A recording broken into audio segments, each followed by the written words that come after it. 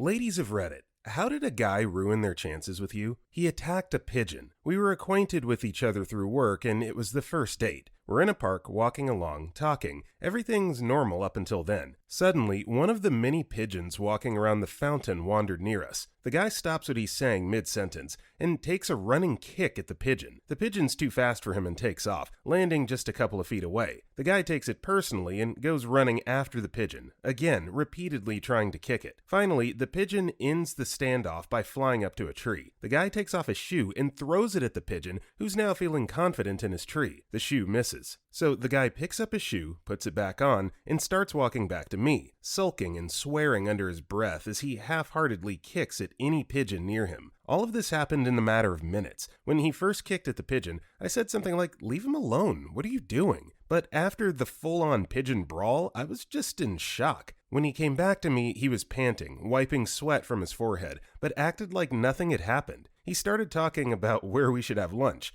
I finally said, "What the F was that?" He looked at me like he was really confused. "What?" "The thing with the pigeon." He just shrugged. "I don't like pigeons." Edit, just to answer a couple of questions. No, I never found out why the pigeon hate. He didn't really see that his behavior was that out of the ordinary, and at the office he seemed very normal. At most, he was a little hyper now and then, but that's about it. 2, he had just turned 32. We had had a party for him in the office a couple of weeks before this. 3, last I heard, and this was a few years ago, he was living in Michigan. All you Michigan pigeons, beware. And 4, I saw the Friends episode a few years after this happened, and I forever relate to Phoebe because of it. Story 2. I met this guy in community college who I thought was really cute. I was an awkward, gangly girl who didn't know how to flirt though. We actually became friends though, and we often would hang out with the same group of friends. One day, he and I ended up getting sent on a fast food run for our group during a library study session. In the car, he suddenly interrupts something I was saying to ask, "So why haven't we been on a date yet?" I sort of froze. I was happy he asked, but awkward me had no idea what to say because the words got stuck in my throat. Well, I apparently waited a second too long because he changed his tune. He got irritated and said, paraphrase because I don't have perfect memory, "Oh, I see, it's fine. You don't have to find a way to let me down easy. I thought you dressed like a slut all the time because you wanted me, but maybe you're just a effing whore.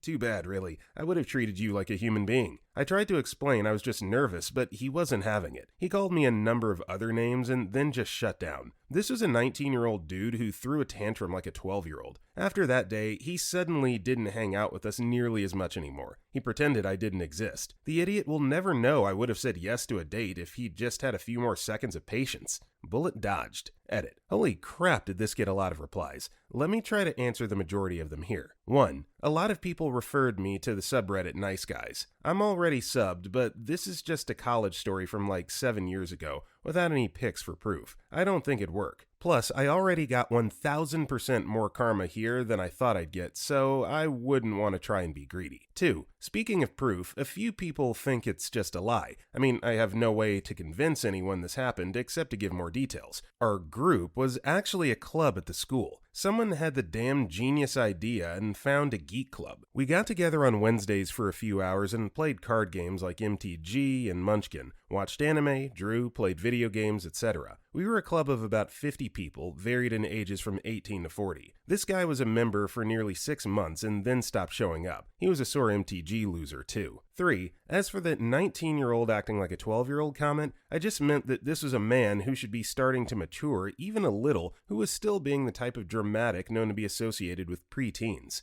4. Just putting this one here to say thank you for all the replies and stories. I'm reading every single one. Story 3. It was my first date. I was 17, he was 18 or 19, just out of high school. We met at a movie in the afternoon. We said hi, he paid for the movie. We sit down with a drink. As soon as the movie starts, he moves really close, his arm around me, then proceeds to grope my breast on the outside of my shirt. Like, WTF. Then I tell him to stop. He does, for 5 seconds. This pattern continues for several minutes. Then he tries to reach into my shirt. I grab his hand and again say stop. Then I got up and left. My biggest regret is not smacking him in the face before I left. My friend who set us up asked me how the date went. When I told her what he did, she acted like I was taking things out of context. I never spoke to her after that. Edit. First, I didn't expect to gain traction at all. My story is sadly not unique. Thank you all for the hilarious comments in the upvotes. For more elaboration on the friend, she said I took an accidental boob graze out of context. Like I somehow thought him reaching across to get something was him trying to grab me. I explained that no, he did grab me. His hand was squeezing my breasts and he was trying to get into my shirt, and I told him to stop. She just couldn't or wouldn't believe it. She insisted he was a great guy who had never done that and would never, and she never heard of him doing that. It's been 12 years since this conversation happened, so I don't remember her exact words. So this, obviously I'm not a female, but this would have to be so frustrating to hear a fellow girl not even have your back in a situation like this and defend the guy. That's sick. Story 4. Was chatting with a guy on OkCupid when I was active on it. Super cute, amazing body, seemed like a cool guy and gentleman. We were getting around to the point where we were going to establish a date, and he suggests going for a walk in the park at night.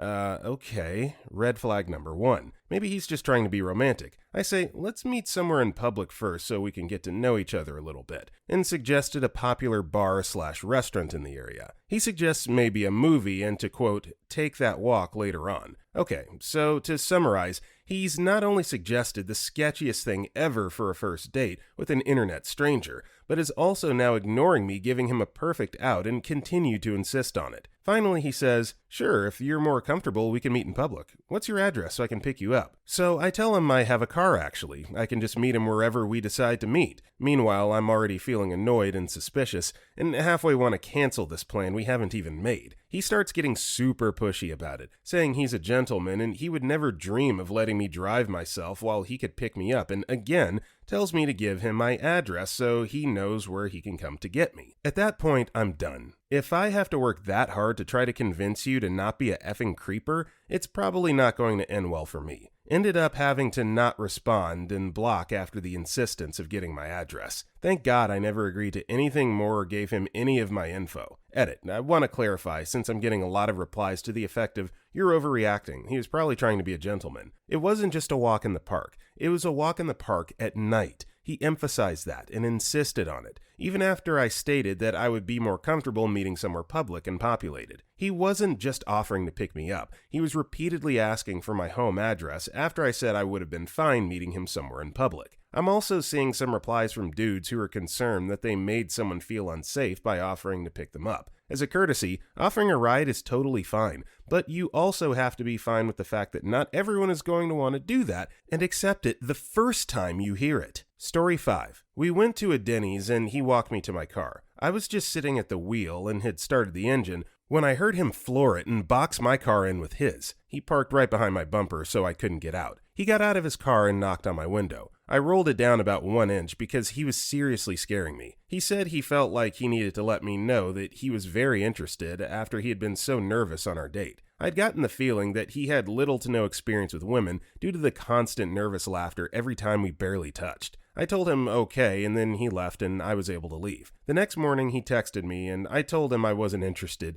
and he shouldn't do stuff like that because it was very scary for me. Luckily, I never heard from him again. Story 6. I was chatting with this guy I had on my Snapchat. I hadn't really given him a chance as I wasn't, attracted to him. Once I started to talk to him more and more, I decided I'd take his offer to go on a date. He was always such a gentleman and so sweet, I figured we'd have a fun night. So later that evening, I go to open my Snapchat and there it is, a effing chicken pic. So I text back, hey, I'm going to have to cancel our date. I've told him so many times that it's such a disappointment when you find a great guy and make a date with them and then shove their chicken in your face. Like they ask you on a date and you accept and they automatically think, yeah, they want to see my chicken. I haven't talked to him since. Okay, so we're early on here. I just want to speak on behalf of the dudes out there. Not every guy is this immature and this silly. I promise there are good guys out there.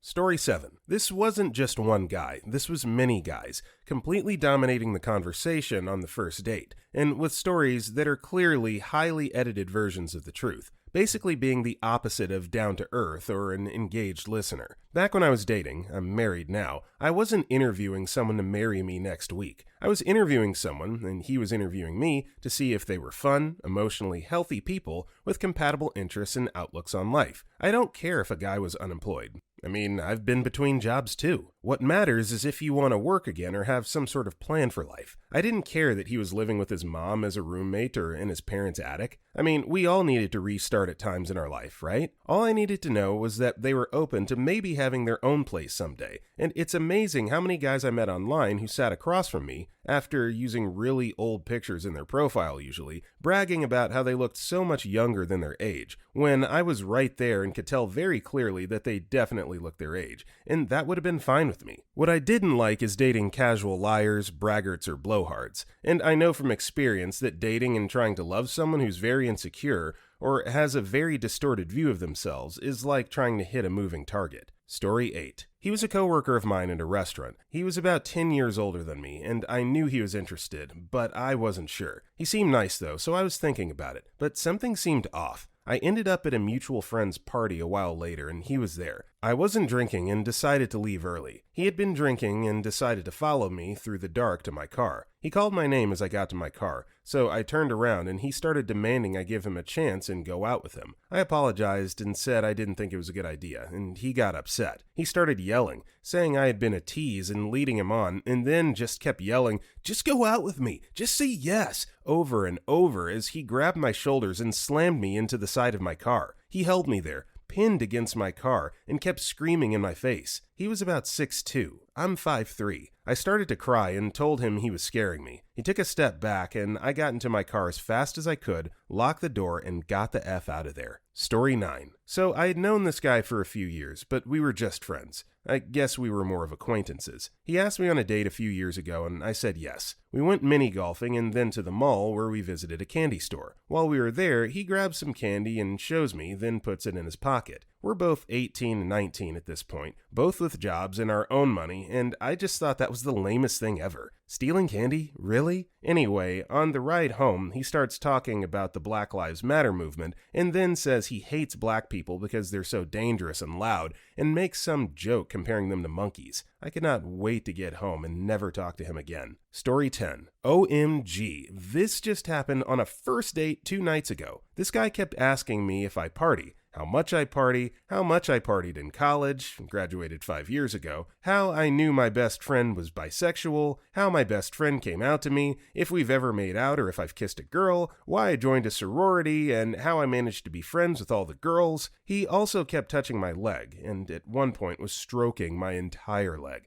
I'm talking from the thigh down to my ankle, and commenting on how slowly I was drinking my beer, even after I said I'm a slow drinker and like to enjoy my drinks. And he also kept asking me about guys I hooked up with in college, how guys behave on Tinder, how many guys message me, and he even had the balls to ask if I would show him messages other guys send me. Also, he kept making all these assumptions about me and wouldn't really let me correct him, and kept asking rapid-fire questions. So yeah, definitely no second date or further contact. Sorry for the format and lack of grammar. Story 11. Oh, I have one. Probably 3 years ago, I was on Tinder and swiped on a fairly attractive bald guy. My method was to not chat with him too long online, too much investing, and meet early to gauge chemistry. We met at a bar and he immediately slammed a couple of beers, nervous maybe, and started to get really drunk really fast. I don't remember the conversation well, but he was uninteresting. The drunker he got, he started to get touchy. When he grabbed my boobs at the bar, I called the date. He said he wanted to leave too and told me he couldn't remember where he parked his car. Then he asked me to drive him to his car. This put me in a pickle. Did I drop him off at his car and let him drive? Where did my responsibility end? I decided that it wasn't my responsibility to ensure he got home safely. I did drive him to his car, which was literally 50 feet down the road, by the way. In the 2 minutes he was in my car, he unzipped his pants and pulled out his erect chicken and started moaning. I stopped at his car and said, "'Kay, this is your stop." Getting out of the car, he dropped his iPhone in my front seat, stumbling out, and I contemplated peeling out of there, but I didn't. Handed it back through the passenger window and blocked him on Tinder before I finished the 3-mile trip home. Story 12. This very handsome, very charming guy was coming into the small town bar. Super night restaurant and a great classy place to drink after dinner service. I worked at in college, specifically to see me and keep me company on slow nights. He seemed really sweet, albeit a little sad since he was going through a divorce. Come to find out, he's frequenting plenty of young, attractive females' places of employment around town. Fine, whatever, he's still fun to flirt with during boring shifts, until he regularly starts getting super wasted. getting super verbally aggressive and asking what time I get off work, usually 3 or 4 a.m. in an empty, quiet town, so that he can be waiting for me outside after my shift. Thank God the guy I worked with lived across the street and offered to come walk me to my car, an actual angel, whenever I closed the bar by myself. PSA to men: women almost never want you to wait for them outside their late-night place of employment unless they trust you and ask you to. Edit. I forgot to mention that the first time he said he was going to wait for me outside, I was in the process of kicking him out because he was shammered and getting in people's faces. Story 13. He approached me at the bus stop and said, "Hey, I just wanted to say I think you're very pretty. Is it okay if I give you my number?" He did everything right. He was courteous and respectful, bonus points for offering me his number instead of asking for my number, giving me the opportunity to not contact him if I wasn't interested. The only reason I didn't text him later was because his entire body and face were covered in the trashiest tattoos I've ever seen. Swastikas, marijuana leaves, 666, 69, dice, teardrops under the eyes, that sort of crap. I love tattoos, and I think you should be judged on your behavior, not your appearance, but there are definitely exceptions to that rule. Story 14. Jumping right into this thread, my friend has tried setting me up with 2 guys in the past. I had one guy berate me for asking to pay half for my own food. He was actually raising his voice at me, telling me he's the man and it's his job to pay for the woman. I paid the whole bill and left. He proceeded to text me afterwards telling me I'm a horrible person for doing so. Second guy had a date planned out. Had an okay time. Definitely no second date though. And he asked for the bill. I asked to split it and he tells me he has no money at all. Nothing. Asked if I could pay the bill and also get and pay for an Uber home for him. On a better note, my boyfriend is effing awesome. If I ask to go for food, I pay. If he asks, then he pays. And if we plan a proper date night, then it's card roulette. We try to keep it fair, but card roulette has picked me the most. Story 15. I met this one guy from a dating site. He told me that I was, quote, a lot to take on because of all those kids and stuff, and somehow expected I would understand that he was really doing me a favor by interacting with me. I did not. Me, fresh out of my PhD program, working at a job that was okay but not great, but still making plenty of money to live in the city, fully supporting my kids, including insurance and everything else, renting but paying my own expenses, debt-free aside from about $10K of student loans left over from my master's program. Him, no degree, making 1/4 of what I did, very open about the fact that he was planning to file for bankruptcy soon, and literally lied to me about what he does for a living. But yeah, I was a lot to take on. Miss me with that bullcrap. Story 16. I met him at a restaurant on a different side of town. We chatted, had some coffee, everything was fine, but no sparks or anything. When I was ready to go, I thanked him for meeting with me and said I was tired and ready to head home. He apparently got in his car and decided to follow me to the opposite side of the city, then pound on my door begging me to let him in. When I opened the door, he said he wanted a do-over for some of the stuff he said, and I should give him a chance to rephrase some things. I hadn't thought anything he said was weird, but explained that his driving 25 minutes to find my place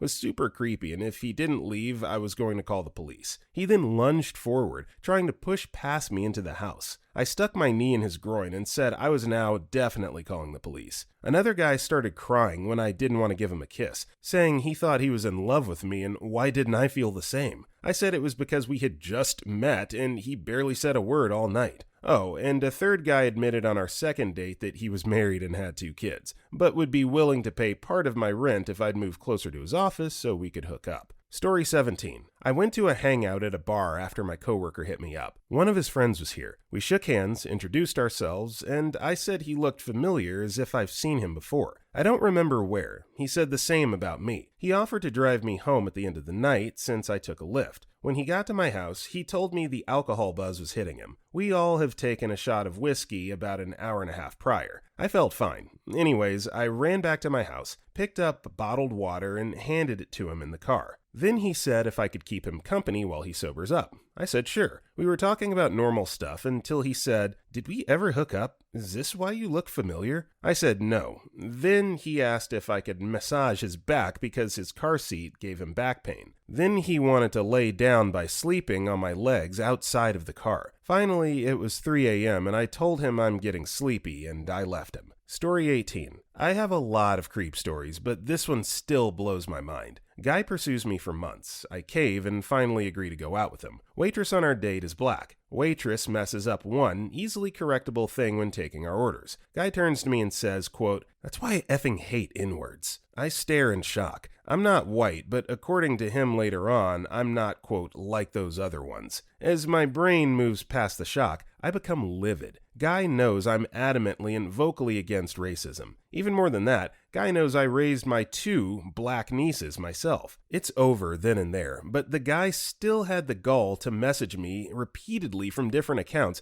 asking why I blocked him on his real one, begging for a second chance. I still haven't come up with a good reason why he thought any of that was okay. Story 19. I'm in college and Facebook has just recently come out. A handsome guy sitting next to me at the computers in the campus library introduces himself. Around 10 minutes later, I get a friend request from the handsome guy. My name is unusual, so I was fairly easy to find. He starts flirt chatting with me on Facebook until it's time for me to leave the library. This flirt chatting continues for another couple days before he asks me if I want to have dinner with him. I say yes and then tell him to meet me at my dorm/apartment on campus. I want my roommates to meet him first and then run interference if they have a bad feeling about him. He gets to the apartment where he begins to brag about all the money he just inherited and how he's so frugal. He doesn't even go to college here, he just uses the library because it's free. I'm looking at my friend and she's giving me the signal that she's not into this guy. Me either. He continues bragging about himself before he asks me if I have a car. I say yes, and he said, "Me too, I have a blah blah blah, some car that's supposed to impress me." He then follows it up with, "Want to race?" I look at my friend and she laughs and says, "Yes," before I could even get a word out. We get out to the parking lot where he crawls under his car and does something with the pipe/muffler area. He either added or removed something. He told me he shares this car with his mom, and she doesn't like whatever he was doing to it. My friend is giggling the entire time. We get in our cars and drive over to a vacant parking lot and line up, side by side. My friend in my passenger seat is at this point laughing uncontrollably. We both step on the gas and he heads straight for the end of the lot. I turn left and exit and drive away. Me and my friend sat in the McDonald's parking lot laughing at my situation for a couple hours until we were certain he was gone. He was so full of himself and very obviously a liar. I was not born wealthy and money was not important to me. But he talked about it non-stop, attempting to impress me. You could tell none of what he was saying was true. To this day, almost 15 years later, my friend will randomly text me, "Want a race?" Story 20. Told, on first date for one guy, before we met for another, that he would feel like he wasted his time if he didn't get sex within 4 weeks of us meeting. Another guy got angry and hostile when I offered to split the bill. A guy told me I was, quote, too pretty to walk home alone. Is that a essay-based pickup line?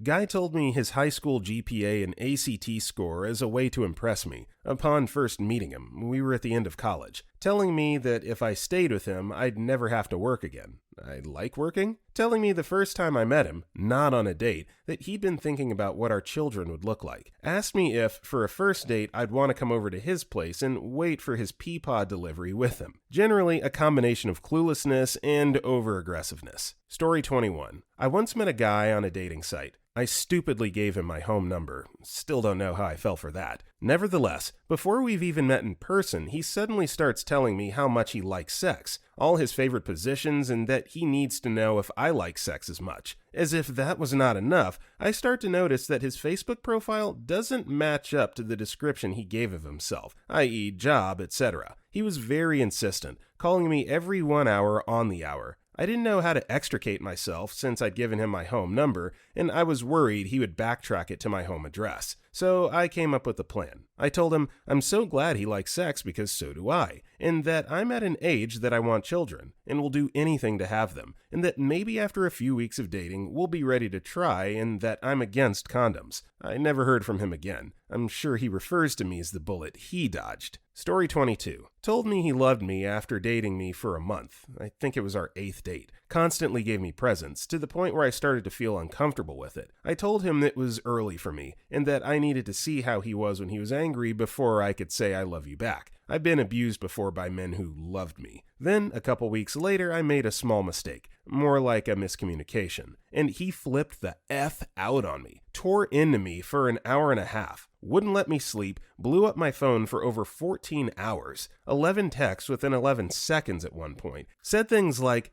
"I could just go off and die and you wouldn't give a F, would you? Would you? Huh? Answer me. And you've just helped me confirm that I'm done with love. I'm done. I'm going to die alone. Emotions ping-ponging all over the place, from rage to despair to calmness and back to rage again. Unstable. At no point did he say to himself, wow, I'm pretty heated. I should step back and take a breath. He just kept hammering at me until I left town for a few days. I was on the fence about him before all this, and he definitely put the final nail in the coffin. Oh yeah, and he was a trained martial artist who always had knives on his person. Lesson: if anyone puts you on such a high pedestal so early, run. Eventually, you'll fall off that pedestal, i.e. be human, and you will fall far in their eyes. Story 23. I met him in sophomore year of college, a couple of months before I went home for the summer. He told me he didn't want me hanging out with my friends from home because they're mostly males and he didn't trust them. I'm not about that giving up my childhood friends to please some F-boy life, so I dumped him. You bet your ass I saw those friends every day that summer. There were some other things, like subtle sexism. He couldn't understand that girls can know how cars work too. I'm no expert, but I have a basic understanding. And he told me I couldn't try acid without him in case my feelings for him changed while I was tripping. That was probably the biggest red flag, to be honest, and I skirted out of that relationship pretty fast. Story 24. Well, the whole thing started off through an act of deception. He was a friend of a friend who I met one night when a big group of us went out together. He basically trapped me in a cab with him by purposefully arranging the rides in such a way that he knew we would be left alone in there after the other two people, who live close to the bar, got dropped off first. Shortly after getting to know him, he told me he, 1, didn't believe in abortion, 2, didn't believe in pain control for women during labor, and 3, didn't believe in giving his dog preventative medications. I'm not sleeping with anyone who doesn't support my right to be in charge of my own body. Dudes just don't get to have an opinion on number 2. Sorry. And your dog can get infections from bugs. That's just cruel, man. I'm sure if the topic of vaccination had come up, I would not have enjoyed his stance on that either. Story 25. Went to go see Bohemian Rhapsody with him. Halfway through the movie, he pulls out his phone, like full-on texting for almost 5 minutes. I don't care if you want to check a notification real quick, but this was a lot. But you know what? I can get over that. What sealed it was the fact that at the end of the movie, right when the Live Aid concert started, he took a phone call, like walked out of the theater to take it in the hallway. Very considerate. The call lasted so long, I thought for a minute that the dude just left, but then I noticed his jacket was still on his seat. He came back in while the credits were rolling and said, "Oh man, I missed it, huh?" "Of course you missed it, you degenerate corncob!" Asked me if I wanted to go get some food with him as we were walking out. Nah, bruh. Story 26. He bragged about how his ex broke up with him, but he wasn't really listening, so he didn't know it and showed up at her apartment for dinner. He thought it was funny. I thought he sounded like a jerk. Then he tells me he used to be a paramedic, but got fired for being disrespectful to injured/dead people on scene. He said he used a man's dismembered arm to pretend to high-five someone or something. I was super disgusted and said they were right to fire him because that's super not okay. Then he says, "Just kidding. I like to tell that joke on first dates to see if she has a good sense of humor." So you tell your date you're a giant butthole to see if she finds that funny? He also had super tiny hands, was going to law school, and thought he was so much better than everyone else. There was no second date. Good riddance. Story 27. When he said I was losing to adult content and what was getting him off so far that week, I replied that he could just keep having it that way then. The way he said it was just so rude also, as if that's all I was worth to him. I stopped talking to him after that remark, but there were so many more as we were starting to get to know each other. He seemed to have no sense on what should be said or even appropriate times on when to say something. In class, he would start talking about the raunchiest crap,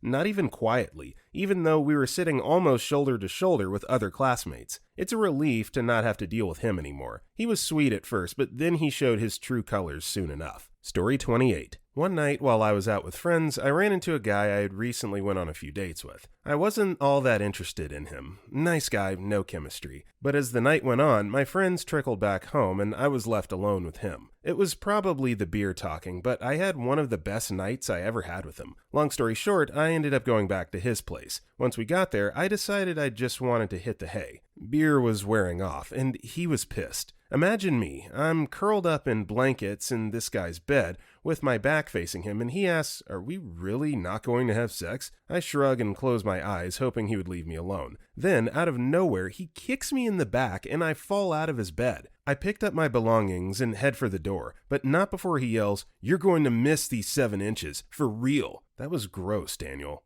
Okay, this is just ridiculous. This guy, and I know that this is not a one-off situation by any means, but this guy in particular, just because I've read this story now, this guy needs to be punched in the face and kicked in the dick. Like, how dare you kick a woman in the back? You're hitting a woman and you're taking a cheap shot at that. Absolutely ridiculous. You're the worst kind of scum, and I hope you end up single forever. OP, I'm really sorry to hear that. Story 29. I agreed to meet this guy at the movies to watch Assassin's Creed. Really bad movie, by the way. He arrived like 20 minutes late and he brought no money with him. Trying to be nice, I paid for both of our tickets. I also got myself a bag of popcorn. He asked me if I could buy him his own bag of popcorn, which I replied, "We can share mine." And he had the nerve to say that he doesn't like sharing, lol. I was already super pissed off at this point, but I already paid for the ticket, so I decided to bear with it and enjoy the movie. This couldn't get any worse, right? Wrong. When the movie was over, he asked me if he could go to my house and eat something. Needless to say, I didn't take him to my house and I never talked to him again. He even tried to invite me on another date a couple days later. Story 30. This was a coworker. Repeatedly told me how my woman brain is not built to understand technological things, and I should leave that stuff up to men. Couldn't focus on what I was saying because I was wearing red lipstick. Made inappropriate jokes, not even good ones, just really immature and only when we were alone. The following all happened on the same day within about 20 minutes. Showed up to work very early in the morning when he wasn't scheduled, so he'd be there when I got there. Asked me how long my boyfriend and I had been dating, then immediately cornered me and asked for a hug. Touched my hair a lot without asking first, because he liked the braid it was in. Story 31. Told me, hey, it's okay if you don't want to date anyone since you just got out of an incredibly abusive relationship. We can just be friends. Then proceeded to push about it almost daily for a year and a half and used my escalating anger at having my boundaries constantly crossed as an excuse to emotionally abuse me and try to manipulate me into sex or a relationship, while claiming he had zero feelings for me and I was being a typical full of myself woman for thinking so, LMAO. He didn't understand my jump from I don't want to date anyone right now to, okay, I don't want to date anyone, but now especially you. And it didn't matter how often or nicely I explained it.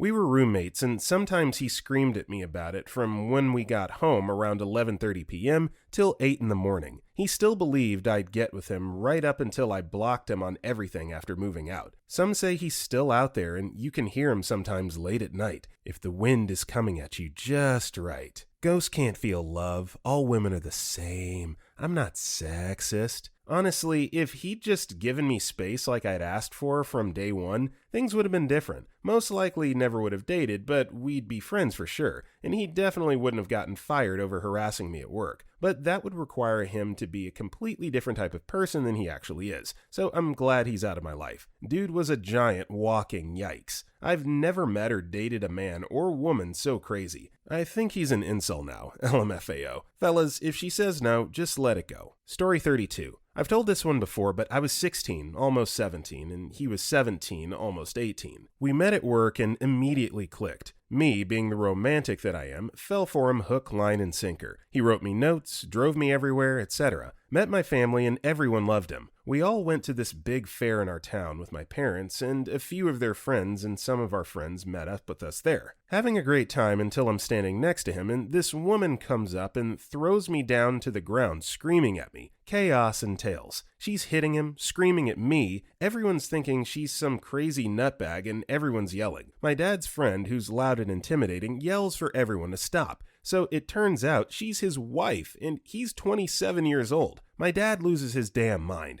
as any dad might when their daughter is being attacked by crazy wife and lied to, and tells him he's going to have him arrested for SA.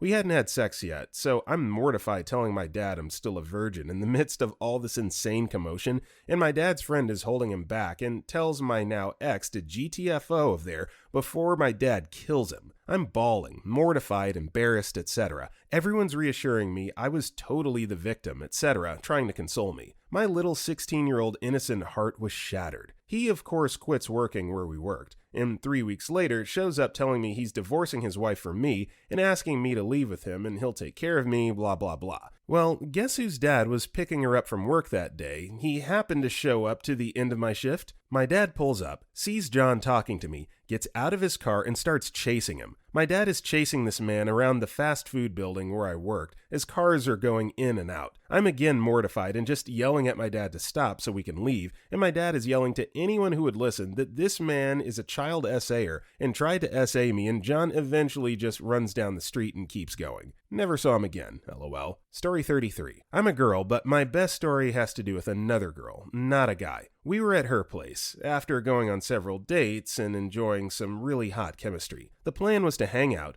have some dinner, and then hit the sack. I had no car at the time and got dropped off, so we have a pretty fair meal along with her roommates, who were a couple, separate from us, chilling around the living room, having some drinks and passing a blunt. All good. She had told me that she was a free-spirited hippie type, and I was by no means against a little weed and alcohol and an enjoyable night in. Well, the couple roommates bring out some other stuff. It was ketamine, and they had various pills and other stuff that I didn't then, and don't now, have any ability or interest in identifying. I sort of get a tight feeling in my chest. Drugs like that have a way of triggering me for a lot of reasons, and I basically want it out. So she, my interest, snorts some K and asks me if I want some. I make some line about how I'm already feeling good from the drink/weed. It's all good. Thinking to myself, crap, I'm basically stuck here. I had been having that good/fun feeling of, ooh, soon we'll be cuddling more and probably having some awesome sexual stuff going on, and it turned into, I want a GTFO in an instant. Think of a delightfully moist cake turning into the Gobi Desert. Well, at any rate, she snorted the K, and thank the stars she still seemed coherent enough and didn't go into some sort of K-hole. So a little time goes by, and she makes the let's get ourselves to bed ovations at me. I agree because there's really nothing else to do, and the couple roomies have started mildly couple bickering. I know now that one of them was Xanaxed out, but had just figured out he was tired or drunk. No, he had that head nod going on. So we set up in her room to get to bed. I was at this point still buzzed, and just really wanted to lay the F down and sleep. She goes out to use the bathroom and blam, blam, wham, the fighting starts. She's getting into it with the female roommate, while Xanax dude is groaning for them to shut up. It's yelling and furniture moving all around, and holy crap, lol, me trapped in bedroom in an upper apartment without even the ability to jet out of the window. More yelling is exchanged. It gets utterly silent. I perk my ears up for signs of life, and nope, nothing. Then I realize that they're quiet arguing out in the kitchen. I grab my cell phone and text a friend to come get me right now, and figure it'll be about 15 minutes till they arrive, so I have to make sure to stay safe in that time frame. About 10 minutes go by, and the girls have evidently made amends and are chatting in the kitchen, both blitzed on who on earth knows drugs, but pretty sedate. I make like I have to pee, with my code and purse in hand. They just sort of laugh at me as if I were an unexpected guest on a TV show. I leave the bathroom and haul ass down the stairs to my waiting ride. 0 out of 0 would do again. Blocked her on all social media, never got a text or phone call. I learned last year that her drug behavior escalated into hard territory and she overdosed on H. All that when it seemed like I was going to have a nice, fun lesbian sleepover. Story 34. Oh, so many. I've had short hair for years. It suits me. It's so much easier to take care of, and I always figured guys who didn't like short hair would just not date me. Well, I was on a date with a guy who I had previously had a lot of chemistry with, and he said, I think women should have long hair. He said it so seriously that I knew it wasn't just a foot-in-it comment. I asked him to clarify, and he stuck to his point. Alright then, the date hadn't gone terribly well before this, but that comment really didn't impress me. I had a beloved little dog who I dotted on, and it was quite clear on my profile that to date me, you had to get along with my dog. She was very well behaved, so it wasn't hard. Well, this guy I was on a first date with insisted that dogs don't need beds, and they can sleep on the floor. Yeah, that's not going to go well with a dog person. He also paid for dinner, but then got upset I didn't sleep with him. Because of him, I created a rule that I always paid for myself on the first couple of dates, so a-holes didn't think I owed them anything. And I always insisted on short first dates. No more dinner first dates. I'm so glad I'm married now. Met my husband online, and he was charming and respectful. Story 35. I had actually been seeing this guy for a while, and we went away to his parents' cabin in the Lake District. Turns out it was a terraced house in a village half an hour from where he lived, nowhere near the lakes. It was a tiny little village with no ATM, and he'd been saying to me for a while that he wanted to try this Michelin-starred pub there. So we went. When we got there, there was a sign saying their card machine was out of order, and I said that I didn't have any cash on me. He says, well, I'm still eating. Dude had a 3-course meal in front of me without even offering to lend me money to pay for food for me. Bearing in mind, we'd been seeing each other for 4 months, so it's not like he was never going to see me again. I sat there noping out the entire time, and when the waitress brought out dessert, she brought one for me. He points and says, we didn't ask for that, and she just looks at him with a death glare and says, it's on the house. I texted my friend when I got back in signal range. She came and picked me up first thing in the morning. Also, that same evening, he was trying to start a log fire and failing. I showed him how to do it. He went into the kitchen and came back with a bowl of water and dumped it over the fire, saying, if I can't do it, then we don't have a fire. Bullet dodged. Story 36. I went on a Tinder date with a guy who would not stop talking. Like, in 1 hour, I may have said 2 complete sentences. Eventually, he started talking about how he works out a lot. I'm not a person who's really attracted to muscular men or interested in hearing about your workout routine, so I just sort of nodded along and kept saying, oh, okay, waiting for it to stop. Then he sticks out his arm to me and goes, it's okay, you can feel, as if I was just dying to grab his arm. I wasn't, like, at all, like in the slightest. I cringed harder than I've ever cringed before, but I decided to just touch his bicep anyway and pretend to be impressed because I didn't want to keep him awkwardly talking about it. That's the exact moment I knew that would be our first and last meeting. Well, the fact that he never asked me one question and also gave me a history of all the other girls he had been out with and why it didn't work out didn't help his case either, but yeah. Later, when he tried to come back to my place, I told him I was too tired. Then I never texted him again. Story 37. Ex of 2 years. This should have been it. This is going to sound superficial, but whatever. Proposing to me in a cheap Mexican restaurant by throwing a napkin at me. Never got a ring, but it gets better. Proceeds to blame me numerous times for his wanting to self-unalive thoughts in front of his family and coworkers when I did nothing but try to help him even when I was drowning in my mental illness. He then cheats on me a month after we move into our new place. He tells my dad that he was going to dump me and kick me out. Found out through my dad telling my mom on the phone. He was on speakerphone. He wanted to be friends with me afterwards. I gave it a shot. Found out he cheated and was officially together with the girl he was seeing behind my back a few days before I got out of a mental health facility. Told me also that he used the engagement to fix things for himself. He was apparently the victim in all this. IDK. So he ruined his chances of any form of relationship with me after that. I dodged a bullet, but I'm still dealing with the trauma. Story 38. Was having a great date with a random Tinder dude. We got drinks, talked all evening, and eventually I invited him back to my place because, duh, we're both a little tipsy at this point, so I go into the kitchen and grab us some water. Mind you, I live in a small apartment. My kitchen is about 10 steps away from the couch. In the 60 seconds it took me to get us a glass of water, he takes off every article of clothing and drapes his limp chicken in hairy balls directly onto my couch. He also had the unmistakable chicken cheese odor wafting up from his crotch too. When I was visibly appalled and said we should just go to bed, he got angry, calling me a tease and flaming about blue balls or some crap. We hadn't even kissed yet. It took me like 30 minutes to get him out of my house. Apparently, this is called the naked man, and it's a great way to get a girl who's already down to F you to change her mind completely. Story 39. I had a guy friend who had feelings for me, and he was an okay dude, but I just didn't like him like that. He'd flirted with me in the past, and I'd rejected him, but we stayed friends. Anyway, one day we were hanging out, and he suddenly started talking about how he still thinks about what it would have been like if we dated, and started rattling off all the things he should have done differently in the past to win me over. I kinda laughed and said it wasn't anything he'd done or not done, I just wasn't interested. He then told me I was wrong, and said if he'd just been a little more persistent,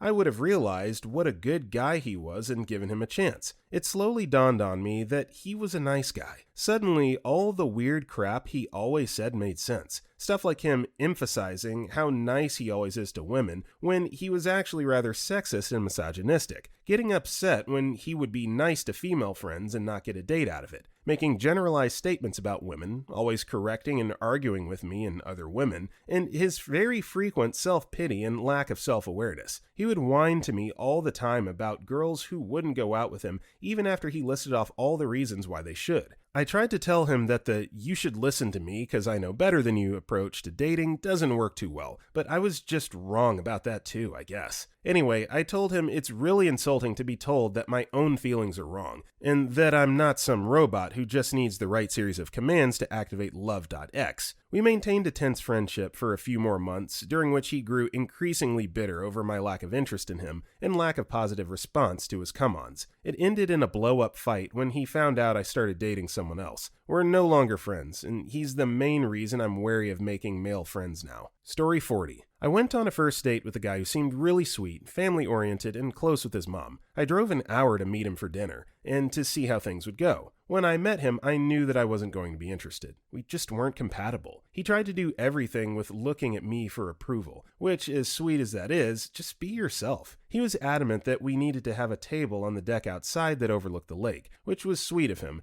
That is, until I realized he kept looking at another table behind him. At first, I thought he was one of those ADHD guys that needs to look at everything, or a tactical need to know the exits guys, which in their own rights are very impressive people. Nope, he had invited his sister and mother to sit at a table near us to evaluate if I would indeed be an agreeable mate. The big tip-off was when he kept looking back at one girl, which rude if you're looking at another girl on a date, that upon further inspection looked a lot like him. She gave him the thumbs up. He turned around, very proud of himself, and said he really digged our vibe. I paid for my own meal and never pursued a second date. Story 41. So this was a long time ago. I was somewhere between 17 and 20, was browsing around on POF, have had nothing but terrible experiences with that app. Don't go there. Met up with the dude to sing some karaoke and have a drink. Wasn't 21 yet, so I just had some water. The night was great. He had a friend with him. Everyone was nice, no problems. He took me home like a gentleman. He asked for a second date, and I accepted. This time, he asked me to come to his place to watch a movie. Well, here's the deal. My mother was in the hospital at the time,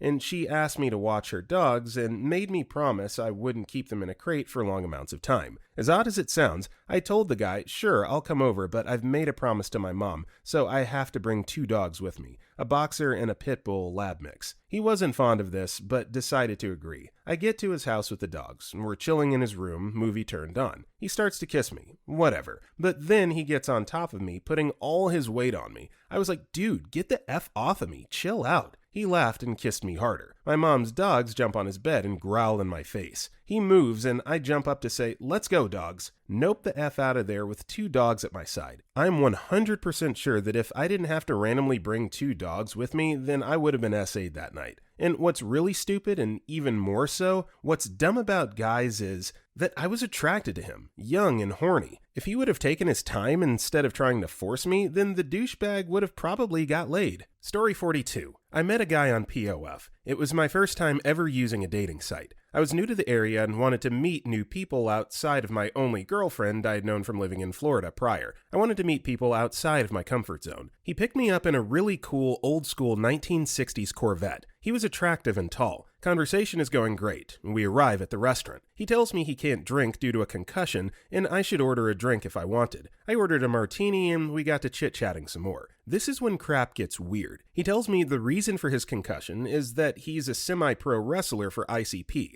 Insane Clown Posse. I knew of ICP as a music group who painted their faces like clowns and rapped. The entire date was him showing me videos of himself wrestling on YouTube. He asked if I liked his beard. It was kind of like a chin strap type facial hair. Being polite, I told him it looked nice. He told me he spent an hour drawing on his beard for our date. I ordered a second martini. He goes on to tell me about his wrestling character who he made up himself. It was a guy who smokes meth and acts psycho in the ring, tweaking out. He shows me more YouTube videos. Seriously, a effing hour and a half of YouTube videos of him wrestling at ICP matches. I order a third martini. He makes a comment about me ordering another drink. I assume because he doesn't want me racking up a tab. The martinis are $8, no biggie. I was more than happy to pay for my meal and drinks. He actually assumed I wanted to go back to his house and watch a movie. Possibly more wrestling videos? It's a hard no from me. I text my girl SOS and she comes to the restaurant to rescue me. When she comes to get me, he freaks out, makes a scene, and tells me I was using him for a free meal. Flips the patio chair and table in a Hulk-like rage.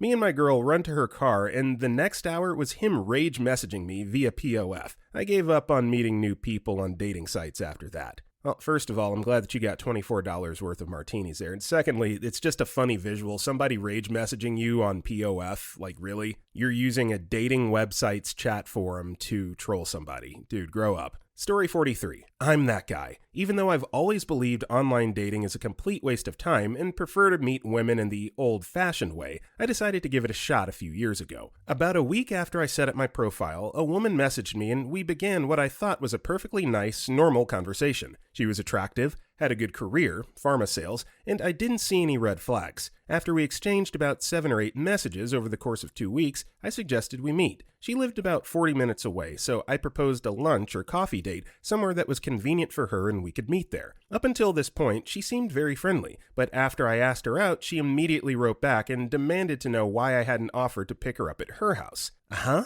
I explained that it was just common courtesy and common sense because she doesn't know me and I don't know her. Offering to pick someone up at their home when you've never met can be taken as creepy. It's just safer and less stressful for both of us to meet for the first time in a public place. She replied that she understood all that, but she would have preferred that I asked to pick her up first. She went on to say that she would have declined the offer. Huh? And we could have then met as I first suggested, but the fact that I didn't do it initially didn't sit well with her. In other words, she implied I was being rude because I didn't want to come off as a creep and was trying to make her feel uncomfortable.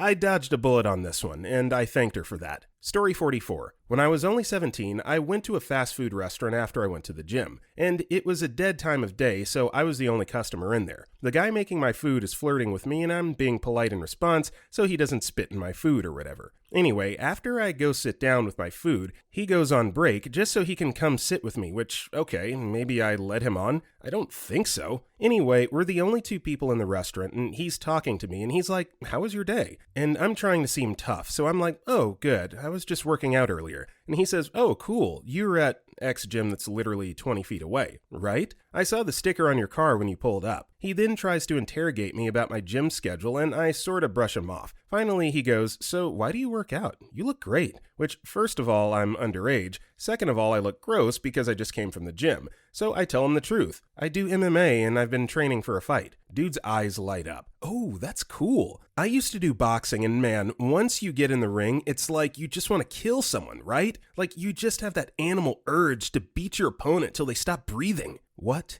the F? Thankfully, I get a telemarketer call that I can pretend is my sister, so I lie about needing to go pick her up from a friend's house and bolt. Story 45. Oh boy. When I was in high school, this dude made it very clear he was interested in me. Through hints, he never outright said it. And I would always hint back that I wasn't interested, primarily because I had a pretty serious boyfriend at the time. Boyfriend and I break up. This dude who'd been trying to put the moves on me becomes incessant, and I start trying to distance myself, making as little conversation with him as possible, ignoring his texts sometimes, and basically doing whatever I could to make him understand that I did not like him in any way while trying to keep the tenuous threads of my various friend groups unbroken. This all comes to a head one week in early spring. He's in photography class and has taken to carrying his camera around with him everywhere. On Monday of this week, he gets special permission from the coach to come to the gym and do some in-motion photography for a project during his photography period, which just so happened to be my phys ed period. I didn't mind this too much. My friends and I just walked laps around the gym while he was up in the stands, blessedly far away. Suddenly, as we round a corner, he literally jumps down from the bleachers, snaps a picture of us, me, and walks away without saying a word, then leaves the gym very soon after. Then, no word or acknowledgement from him for about 3 days. Friday that week, he walks up to me while I'm waiting for a friend to finish at her locker so we can walk to class together, places a handmade envelope with my name on it on top of the stack of books I was holding, opens his mouth to say something, and then just power walks away from me as quickly as possible. Inside was probably the most wild love letter I've ever read in my life. It was 2 front and back pages of very small, straight handwriting written on sketchbook paper, detailing the first time he'd ever seen me, how he knew from that moment forward he wanted to spend the rest of his life with me, described the softness of my skin, which he had never touched before, the angle of my jaw, how our wedding would play out, down to the color palette in my dress, and the names of our kids. But the worst part? An extremely accurate pencil drawing of me in his art style on the last page, sitting at a desk concentrating on something. It's the worst part because we had never had a class together at this point, and the only pictures he had of me were in gym class. He literally imagined me in this pose and drew it off the dome. And every line was detail perfect. He never spoke to me again. Story 46. I was chatting to a guy on Tinder a few years ago, and although conversation was a little stilted, we set up a date. He turns up to be an ill-fitting grandpa jumper and tatty jeans, and tells me he doesn't want to go to the cocktail bar we'd agreed on, and can we just go to the pub around the corner instead? I'm slightly annoyed as I dressed up a little thinking we were going somewhere nice, but it wasn't a big deal. We found a table in the pub. He went to the bar and came back with a single pint. I jokingly asked where mine was. He pulled a face and told me women don't drink pints, and he didn't realize I was expecting him to pay for me all night. I let the pint comment slide, and told him I wasn't expecting him to pay for me, but didn't see how not even offering was kinda rude. He shrugged, so I went to the bar and bought my own damn pint. When I got back to the table, he asked me what knickers I was wearing, as he couldn't see any hint of them through my dress when I walked away, and in the few seconds of my dazed confusion proclaimed loudly, "It's okay for me to ask, I'm a lingerie designer." He had previously told me he was in IT. I didn't answer him. I sat down, drank my pint in complete silence. He, too, was completely silent, then got up and left. 2 days later, he texted me, asking when I'd be free for a second date as he thought we had a real, honest connection. Blocked. Story 47. I was on Match.com for about 2 weeks last year when I started talking to this guy. He was a few years older and looked like he was already married with 3 kids. Not really my type, but figured I'd get to know him and see where it goes. We spent about 3 weeks texting. Usually it was him asking me questions like where I wanted to live, biggest dream, etc. Wasn't really feeling it, but figured I'd go on a date to see if he was less goofy in person. He wasn't. We sat there for like 5 minutes before I wanted out. He started talking about where we'd live and how soon we'd be married and what we'd name our kids, etc. I excused myself to the bathroom, texted my mom for an emergency call in 5 minutes,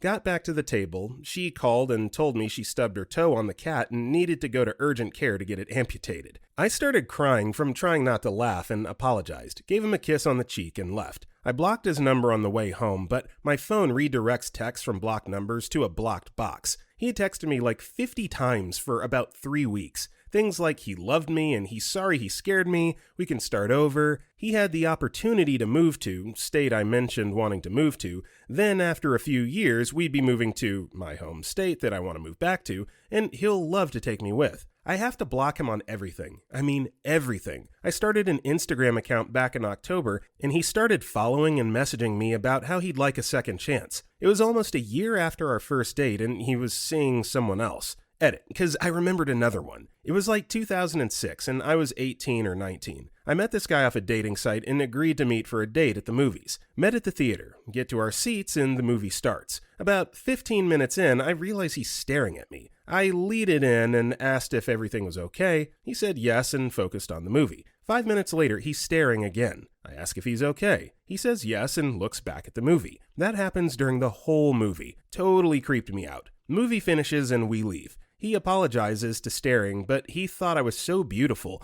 and starts talking about going back to his place to, quote, get to know each other better. I realize he thinks I'm going to sleep with him. As we're standing in the lobby, I'm trying to figure out a way to get out of this when he realizes he left his phone in the theater and he was going to go get it. I say, okay, cool, I'm going to go to the bathroom real quick. Wait till he goes back in, and I practically run to my car. I forgot to block him when I got to the car, and he texted me later saying that he could blow my mind with his oral skills, and that I needed to loosen up. I blocked him and deleted my account the next day. Story 48. So I had Tinder at one point. This guy ruined his chances before we even got to go on a date. We talked for a few days and everything seemed to be going fairly well. It was typical flirty chit-chat and asking questions about each other. I decided at that point I was pretty interested and agreed to add him on Snapchat. That's when things got weird. He'd always send me shirtless pictures of himself, which I thought was weird. Whatever though, better than chicken pics. But one day I got kinda busy. I had opened his snap and didn't reply right away. I came back a couple hours later to another snap from him demanding me to message him back immediately. I was kind of worried something was wrong, so I was like, sorry, I got busy doing insert activity. What's wrong? Nothing was wrong. He was legitimately upset that I ignored him and didn't reply right away. Mind you, I've only been talking to him for less than a week,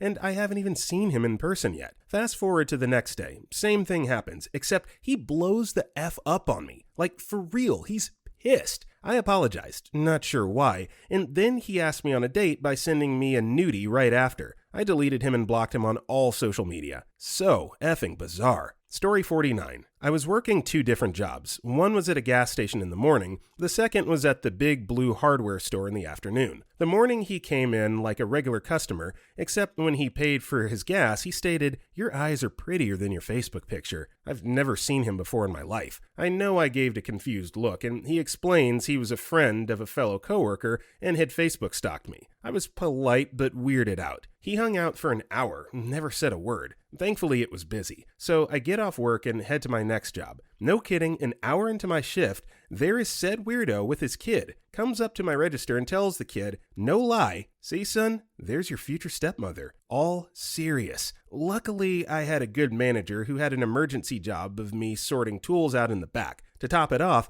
said a-hole broke into my truck and left flowers. Was seen on security footage. I noped it to the police station. Story 50. He asked me out 5 times. The first 2, I came up with an excuse and hoped he would get the hint. In hindsight, those first times I should have let him down gently. The 3rd time, I politely said no thanks. The 4th time, since he kept persisting, I firmly said no. The 5th time, I was a total female dog about it, and hoped that by breaking his heart, he wouldn't be attracted to me anymore. That didn't work. So I had to block him on text. The only reason he had that number was that we were at one time coworkers. Then I had to block him on social media when he tried to contact me there. Again, he was able to find me there as we were coworkers previously. He knew my last name. I changed my privacy settings on social media after blocking him too. Then it got way worse. He started stalking me. I had to get police involved and threaten a restraining order. After that, he finally left me alone. It was a nightmare. My advice to men is this: take no for an answer. Story 51. 1. Went out for sushi dinner happy hour, but I was the only one eating. He said that based on his caloric count for the day, he could eat or drink sake, but not both. He decided an entire decanter of sake would be the perfect liquid dinner. Side note, I was in recovery for an eating disorder. I didn't think I could see someone binge and restrict at the same time,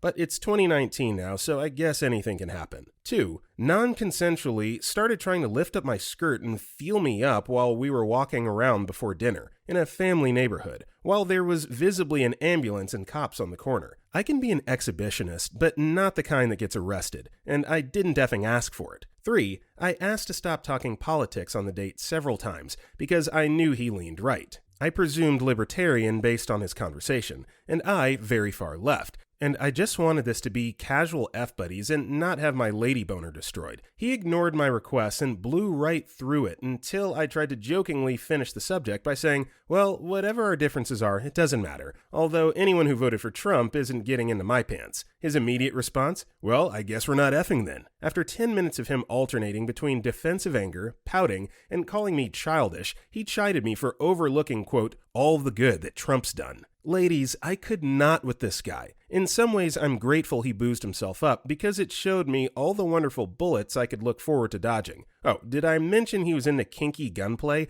and wanted to take me shooting at his range? Hashtag SSDGM. Story 52. Guy here. Went out clubbing with my uni friends and this solid 10 out of 10 looks over at me, giving me this crunched pout as she waits in line at the bar. I figure she was looking at someone else and carry on having a blast with my circle of friends. 2 beers down later, and in the corner of my eye, there she is, hand grasped out to my collar and pretty much yeets me away. At this stage, I'm still fairly pissed. But hey now, my night took a turn for the better. We eventually get down to making out, and my God, you could land a plane on the amount of signal she was giving me that she was DTF. The linchpin of this display was her, quite literally, rubbing her happy area on my quite erect member. This, however, proved to be my undoing because, her incessant rubbing actually made me burst myself into my trousers. This wasn't actually it though. Night progresses and eventually I ask her if she wanted to get out of here when I remember back at my dorm I had piles of clothes just lying around. In that moment I made the decision which I'm certain was the deal breaker. I ask her if we can go back to her house instead.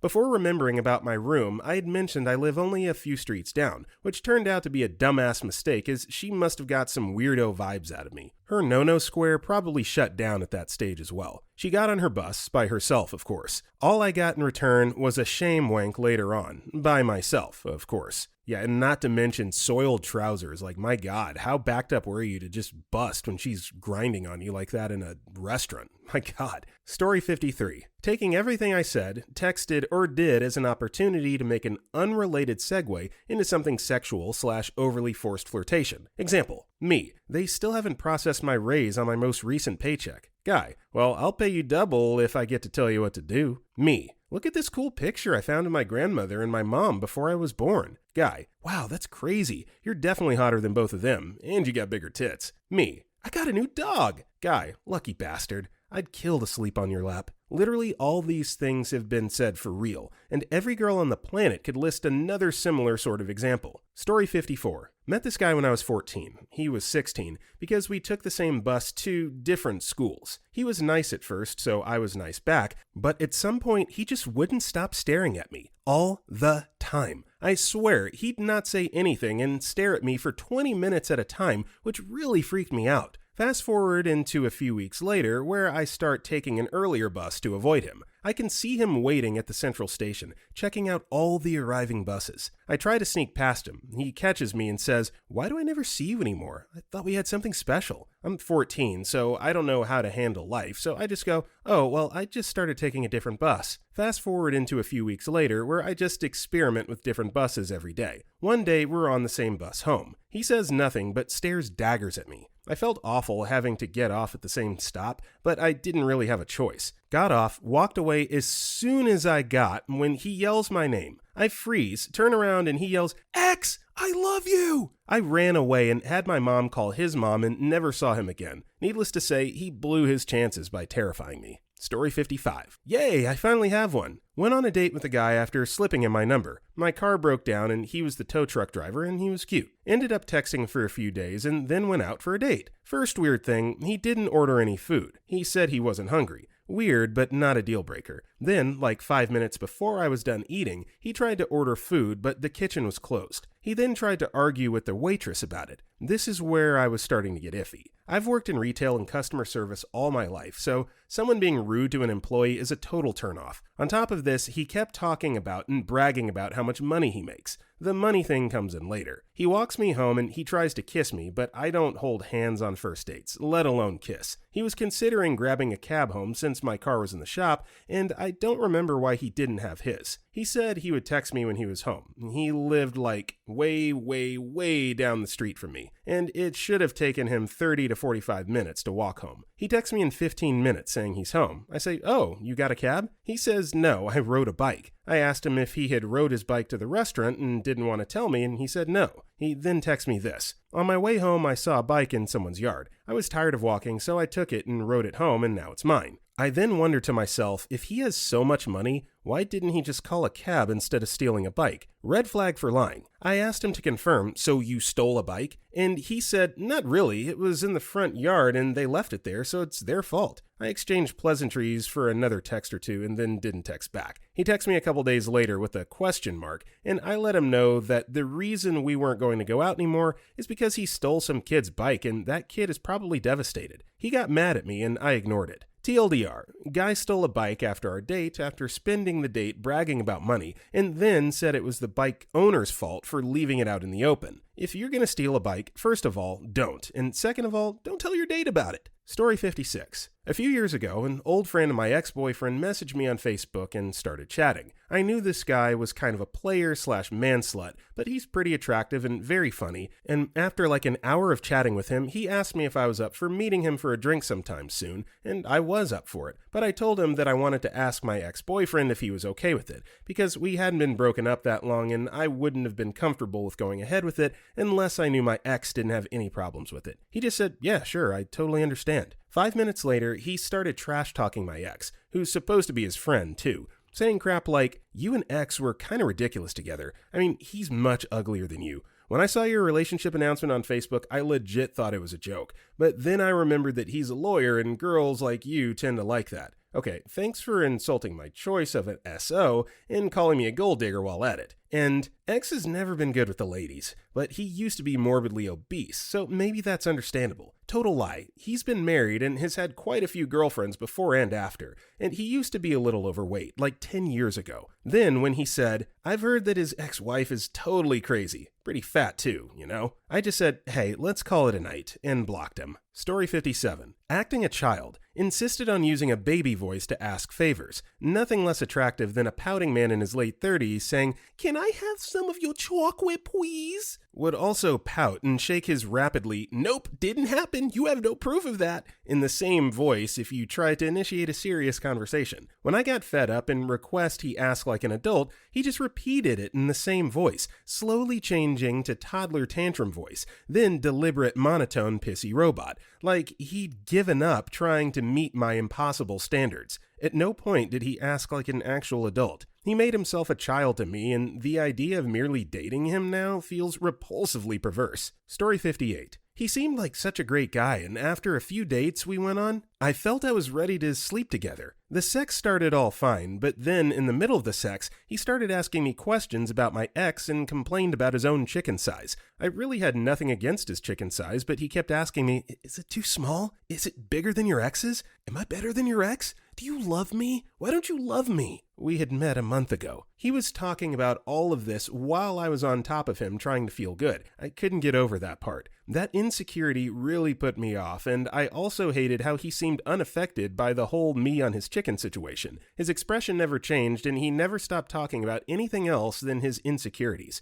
Big turnoff. Story 59. Oh man, oh man, oh man. I've got a lot of stories, but I'll stick to this one for now. It's a Tinder date. He shows up 20 minutes late, gets mad that I wore heels because now he's shorter than me. Should have left then and there, but didn't. Hindsight 2020. We drive to a coffee shop. Once there, he gets an email asking him to be an Instagram ambassador for some kind of energy drink. He goes on his phone to read the contract and doesn't engage with me, like at all. One of his former clients shows up to the same coffee shop and he spends the rest of the time talking to him. I make an excuse to leave and he offers to drive me home. I should have said no, but this coffee shop was pretty far from my house and I didn't feel like taking 3 buses that day. So he drives me home, purposely misses the turn to my house, and starts grilling me about my sex life. The audacity of it all. So we're stuck in traffic. He keeps trying to see if I'd be interested in an FWB deal. Hell no. I let him know I'm not interested. Then he says we can just be friends, hinting that it would eventually turn into a FWB and that I'm always welcome to sleep at his house.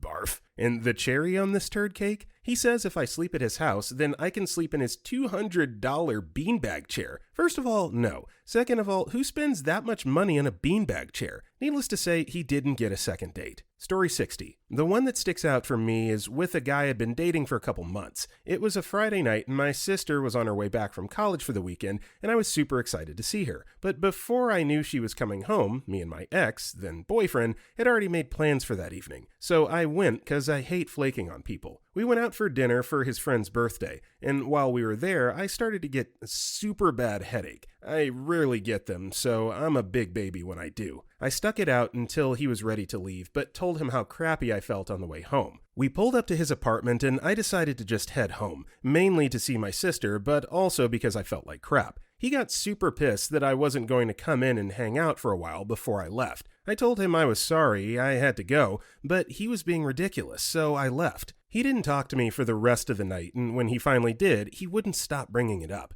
There were other instances where he tried to make me choose between him and my family before this, but this was the last straw for me, so a few days later I broke it off. A year or so later, we were both single again and he tried to hit me up, but he had completely changed his approach. He was a total jerk, more than before, and he would say some super effed up things, and then would ask me for nudes. I never even sent him any while we had dated, so IDK why he thought he was going to get any from me now, especially after being rude. Moral of the story, I dodged a major bullet. Story 61. After a fantastic second date, we'd had a great time and great conversation. We went back to his place and made out some. I stopped him when he went to pull my shirt off, said I wasn't wanting to go that far just yet. He said he understood. A few moments later, as we'd cooled down and were just cuddling and chatting, he tried to pull my shirt up again. I said no, again. He apologized. He started kissing me again. That was fine. Then he went for my shirt again, and I said, no way, more firmly. He asked if I got off on getting things heated over and over again, and said it was a shame he didn't have any condoms. I told him I wanted to go home. He'd pick me up. We got up, and he was complaining about it being hard to walk. Said it was difficult for guys to get that worked up, and driving would be hard, but he got up and drove me back. We got to the door, and I'm already pretty sure that we're done because I don't feel safe when someone won't take no for an answer. He goes for a kiss. I kiss back lightly and turn to go, wishing him a good night, and he shoves me against the wall and kisses me harder and grinds against me. Not cool. He did not want to pay any attention to the clear boundaries I was setting, and when he texted asking about a third date, I told him that I didn't feel safe with a guy who would ignore a no from me, let alone several no's. He apologized and said it wouldn't happen again, but I just didn't trust him considering how he'd earlier apologized and done the same thing all over again. So to the ladies out here that may be listening to this, I think what OP did here is very important. Instead of just ignoring and ghosting a guy after an experience like this, put him on blast, make him aware of why there will be no further dates. I mean, you don't technically owe him anything, but I think revealing this kind of self-awareness will allow people as a whole to change for the better. So not hating on ghosting, I totally get why some women feel uncomfortable, pursuing any further conversation, but I think a lot of these guys, if you just check them and tell them why they're horrible, they're more apt to at least make an effort to change. Story 62. Seemed nice and timid when I first met him. Gave him my number. A few days go by and I post a picture of myself with a male friend. Well, the guy starts blowing up my phone on every social media platform he could find me on, asking why I've led him on and how could I be so heartless and how I've hurt him so much. Not only that, but he finds my friends' social media and starts texting them hateful stuff about it. I've not gone on one date with this dude, but was planning to. Not anymore. About a few months after that, he texted all of us an apology, saying he gets why doing that was wrong. Then he'd occasionally try to sexually message me through Snapchat. Then, when I blocked him on everything, he messaged one of my friends insulting me for blocking him. He just can't handle any sort of possible rejection. Story 63. Okay, this is a long one, TLDR at the bottom. My first boyfriend broke things off with me after a couple months because he, quote, didn't think he liked me like that, which is a valid reason. But later that night, he comes to visit, and we end up making out and he stays the night. In the morning, I told him that if he really felt like he said he did, we couldn't keep doing that. He said okay, and we parted our ways. Literally 3 days after, he came crawling back asking for a second chance because he changed his mind. Again. That was where I should have pulled the plug, but I was just soaring on a pink cloud because he was my first boyfriend,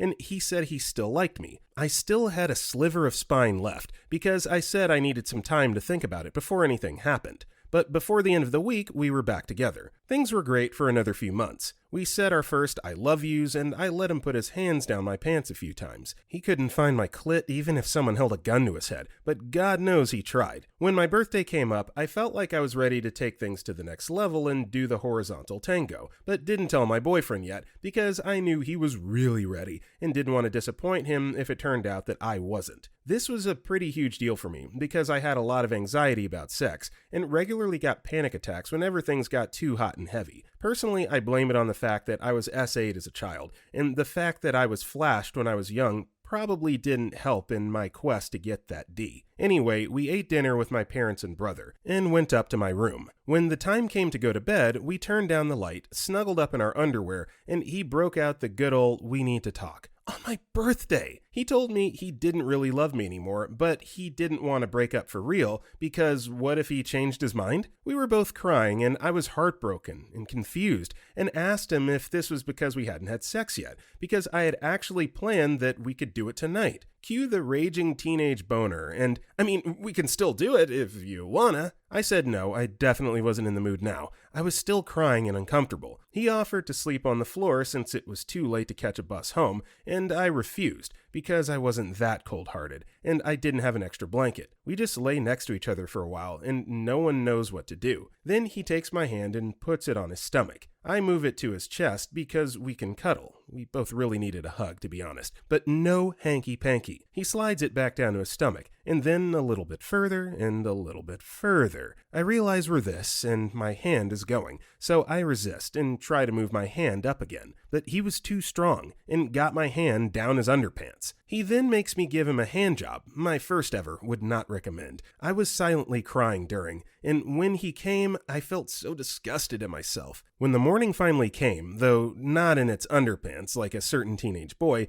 we didn't really talk and he left to go home. Then, just for one last chance of whiplash, he spent a week trying to win me back, even though I had a panic attack nearly every time he touched me. I finally grew my spine back, told him to F off, and lived happily ever after. Story 64. He brought his mom. He wasn't allowed to date unless she approved, and he didn't say anything beforehand because women didn't want to meet him if he told them. We were in our 20s. One woman showed up handcuffed to her best friend. I was in a good mood and willing to buy the goofball story on how they had been goofing off, and her male friend handcuffed himself to her earlier in the day, and they couldn't find the key. Whatever, it was just coffee. Then he wouldn't stop stroking her leg and brushing her hair off her shoulder, and he stared at her like a lovesick puppy the entire time. Still, the vibe was good and I was entertained, and since I was heading that way anyway and had no time constraints, I went with when they went to the local fire department to get the cuffs cut off. Then we walked to the nearby park and fed the ducks. My problem came up when the guy sat next to her on a bench so close that he was pressed right up against her and continued to stroke her leg and give her the puppy dog stare. He sat farther away when they were handcuffed. Eventually, I went on my way, and a few days later, I talked about my curious experience with a mutual friend. She busts out with, "You know they're twins, right?" and pulls out a high school yearbook for proof.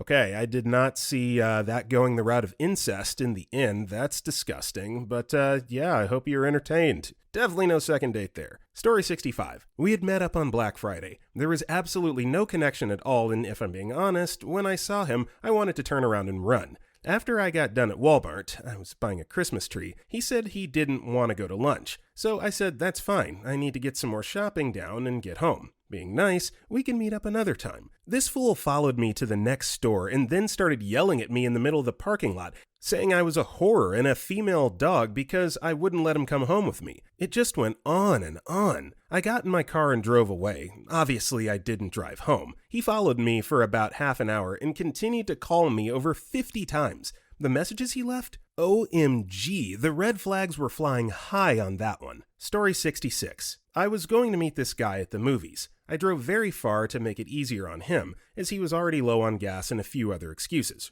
Red flag. And I picked a late showing, so he had time to rest after his classes and shower, all that jazz. I show up and stand out front. He was texting me a lot up until when he should have been there. He could have literally walked and was almost there for at least 40 minutes. Well, I was getting upset and wanted to see the movie, and I'm sure my face was moments from tears. A sweet old man walking up with a group of older men asked me if I was okay. I explained, and he said they'd all be more than happy for me to sit with them at the movie. I smiled and thanked them and said I'll give him a few more minutes. Movie was about to start, so I put my phone on vibrate and sat near the cute older men group. About halfway into the movie, he starts blowing up my phone. I ignore it. Then all of a sudden, he's sneaking around the theater looking for me. I try to avoid him, but he finds me. So awkward. It was the latest showing, so everything was closed when we got out, but he wanted to talk. I was such a damn pushover, and I wanted to walk back to my car, trying to slink away, but he wouldn't shut up. He was so full of himself, and he wasn't even dressed up or nice looking, nor did he mention how late or rude he was. It was before Christmas and chilly, so I thought saying I was cold and getting into my car would be an easy out. But this guy says, yeah, me too, and gets in my back seat while I was getting in my car. I couldn't believe it. Talk, talk, talk. All he did was talk about himself,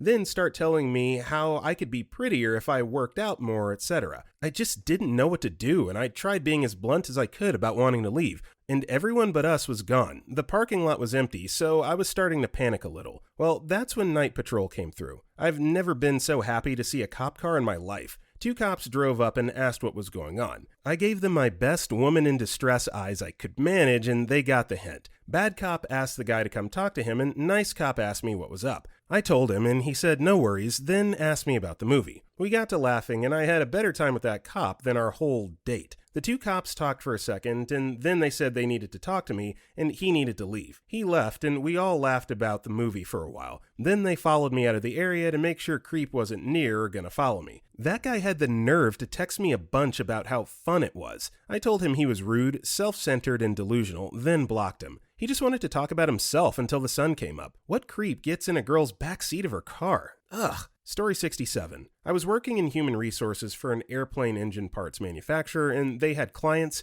customers, and business partners all over the world. The arrival of one such person had all the ladies in the office buzzing. A tall and handsome Aussie arrived one day, and somehow or another, I got selected to take him out and show him the town. A few of the ladies were jealous and absolutely tickled for me. I'll never forget the receptionist singing, "Been around the world and I can't find my baby." I was not amused and not happy I was selected for this role, but naively did it as a gesture towards maintaining a good relationship with upper management. I arrived to the guy's hotel to pick him up, and within about 2 minutes, he's trying to simultaneously kiss me and fondle my breast. I was so put off and freaked out, I made up an excuse I wasn't feeling well and left him there. In hindsight, I should have slapped the crap out of him. When I got back to work the following Monday, one of the VIPs called me into his office and asked me what had happened. I told him the whole truth and told him how much I resented being placed in that role. He was very, very apologetic and completely understood where I was coming from. Interestingly enough, this interaction between the VP and I began a very nice friendship, and we eventually started dating and got married. So listen to this. My fiance eventually was promoted to president and COO as our wedding approached. The owner of the company offered to send us to Australia and New Zealand for our honeymoon. All expenses paid. The only thing he'd have to do is meet up with a few of their business partners/customers while there. We were like, hell yes. So off we went for 3 weeks. Well, guess who I ran into while in Melbourne? Yep, you got it, Mr. Slimeball. And guess what? He was married with children and one on the way. I chit-chatted and asked, "So how long have you been married?" He was so nervous and awkward, I can't tell you how much I enjoyed making him squirm. Of course I didn't say anything. She was about 4 months pregnant, smoking, and married to a loser. I just looked at him and his sad situation in a new way. Full circle. Satisfying, but mostly sad and pathetic. Story 68. Guy talked the entire date and didn't ask me a single question. All he did was talk about stories of him and his buddies going out and getting drunk. I'm not a party person at all, and it was super awkward just sitting there not saying a single word for over an hour. When the waiter came over, I told him we were finished and that we'd pay separate bills. Guy excused himself to go to the bathroom, and turns out he paid for the bill without me. I told him he didn't have to do that when we were in his car, and he said, "Well, now you owe me more time on our date, haha." I asked him to take me home, but he would not let me until we went to this great Italian bakery. It creeped me out that he wasn't taking me home when I was insisting that I did not want to go and I had to be home. So when we got to the bakery, I went to the washroom and snuck out a side exit and took a taxi home. At least the guy had the good sense not to text me afterwards. But seriously, guys, it's never cute to take someone somewhere against their will, even if it's a charming Italian bakery. Story 69. I was 15 at the time and had a boyfriend the same age. Things moved very quickly. I was the new girl at a new school in a new area and knew nobody other than my dad. We became close quickly and started dating after knowing each other for a month maybe. Valentine's Day rolls around and he gave me one of those pre-recorded books you can make. Only the book was called My Grandpa and Me, but on every page he crossed out Grandpa and wrote my name, all with a super creepy voice recording of him reading every page. I thought it was weird, but kinda cute. Then, a few days later, he showed up with a crazy haircut, completely different than what he normally had. It was some type of mohawk style. He surprised me with it because he saw I liked a friend from my hometown's profile picture, and he had the same hair. I was like, okay, maybe we need to take a little break, as I felt super uncomfortable with a bunch of odd things he did. He then proceeded to throw an absolute fit and started messaging all my friends/family he could find on Facebook, begging me to take him back. It was a crazy 5 or 6 months. I ended up moving back home and somehow ended up with the Mohawk dude he was copying and have been together 9 years now. Story 70. I got set up by my best friend on a blind date, and all he could talk about was his job, where he was an MRI tech. He talked for a while about how he could look inside anything, including our bread, which was weird. He also was disappointed to hear that when I said I work for the parks department, it wasn't the amusement parks department. Then he tried to impress me by putting out a candle on our table using his fingers, except he just burned his fingers and stuck them into my water to cool off. When he heard that I had never had an MRI, he took me over to his work and did a scan on me for free and asked if I was on my period. He also told me that I had a great-looking uterus and could do triplets right off the bat. Joke's on him. I had triplets with my husband later on. After briefly telling me that I might be dying based on the scan, I ended the date and told him there wouldn't be a second, which I realized I should have waited to say that because I had to drive him home. I later got a bill in the mail for the MRI. Story 71. I thought we were going to start dating soon or something, and he said,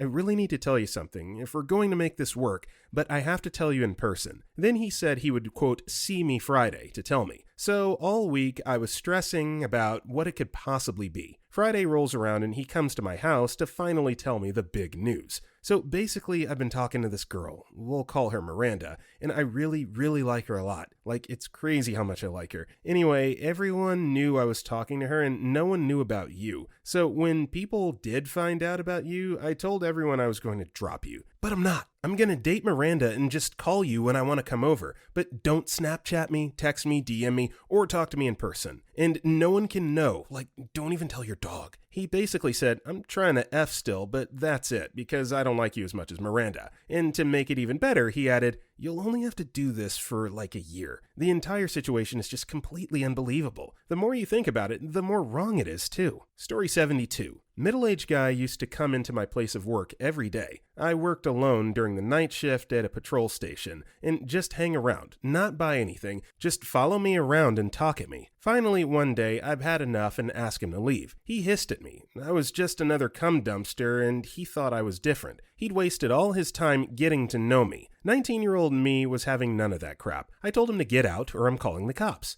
He tried to grab my arms and drag me to him whilst saying he wasn't going to leave because he was browsing and he was allowed to do whatever he wants because the customer has rights. I was like, no, get the F out. He says he was staying until my shift ended so I could give him what I owed him. I said, okay, it's a quiet night. Let me give it to you now. I tell him to go push the emergency lock button on the servo doors and I'll be waiting for him in the back office. I very calmly walked to the back office, knowing he'd follow me, and came out with the boss's cricket bat, for if we ever got burgled, and started counting down from 5 whilst walking toward him with the bat raised. He thought I was bluffing. Cricket bats hurt. Never saw him again after that night. Story 73. This story may trigger people with strong opinions on Doritos. He asked me to drinks. So first of all, he kept harping about how he can read me through and through, and that he can read anyone in this weird, alpha, insecure way. I'm sorry if it sounds like generalizing, but he himself called himself an alpha. And no, it doesn't entice anyone to hear, I guess that, after everything they say, lol. I told him about law school and what my dreams are, and he was kind of just there saying, yeah, I could totally figure this out the minute I stalked your social media. LMAO, thanks for that. In the middle, he started talking about how he can stand anyone and how his best friend liked him, but he still continued being friends with her because he's such an angel. Yeah, so random stories like that, and I was kind of there wondering WTF was happening. But it was very entertaining, and the cocktails were really good, so whatever. He saw I'm quite tipsy, and that he's tipsy as well. I was definitely much more tipsy. We had the same number of drinks, and he's literally a foot taller than me. But he was walking in front of me with no concern whatsoever for whether or not I'm behind him. We were looking for a place to eat because, well, we were tipsy. Then he decided that a club on the way is a better idea. Walked toward the club without asking me for my opinion on the idea, knowing I am uncomfortably drunk. I could kind of see he might have wanted me to drink more, LMAO. I went to the 7-Eleven opposite the club because he was annoying me and I wanted Doritos. He was wondering where I am and why I'm not in line for the club with him, and then he realized I'm at the 7-Eleven. I was having a good time.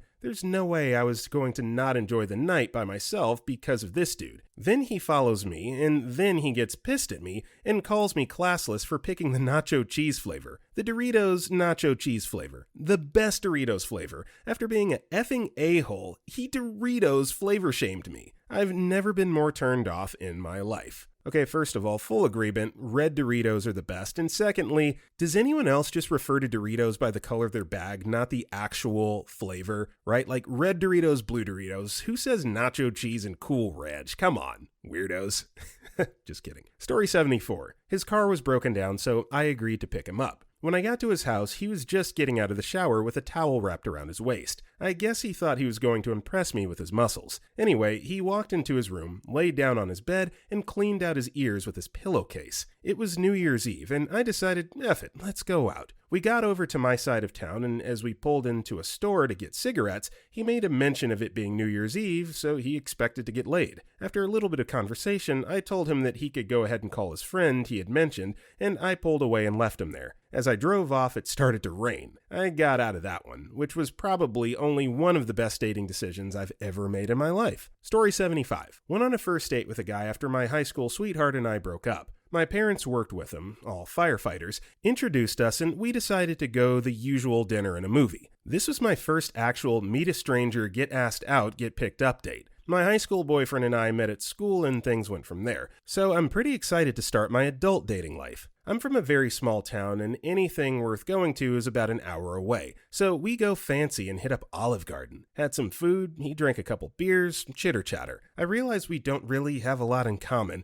but it's friendly enough and I'm too far from home without a ride to dip. So we end dinner, he pays, all good, we head to the movies. The movie was 300. If you don't know, the first scene in 300 is pretty sexual. He starts kind of putting his arm around me and stroking my back and it's getting weird. I start leaning forward in my seat and soon I'm sitting on the edge trying to subtly avoid the stroking. It finally stops and I relax and get into the movie. About 10 minutes later, I start smelling something horrendous and I mean truly gag-inducing. The people in the row in front of me are looking back accusingly. I look over at my date and his head is leaned back. His mouth is wide open and he's asleep. I hear a soft psst sound and realize he's farting in his sleep. I realize it's natural to both sleep and pass gas. However, how are you going to fall asleep during 300 on a first date? Needless to say, I feigned a headache and he took me straight home after. My parents still make fun of him to this day, and this was 10 years ago. Story 76. At the time of this story, I lived with my parents. That's an important part of the story. I was grabbing coffee at 7-Eleven one day for all my coworkers, and there was this guy, Jose, at the coffee station making his coffee. He decided to strike up a conversation with me about the weather and sports. Funny enough, it was the week of the Super Bowl.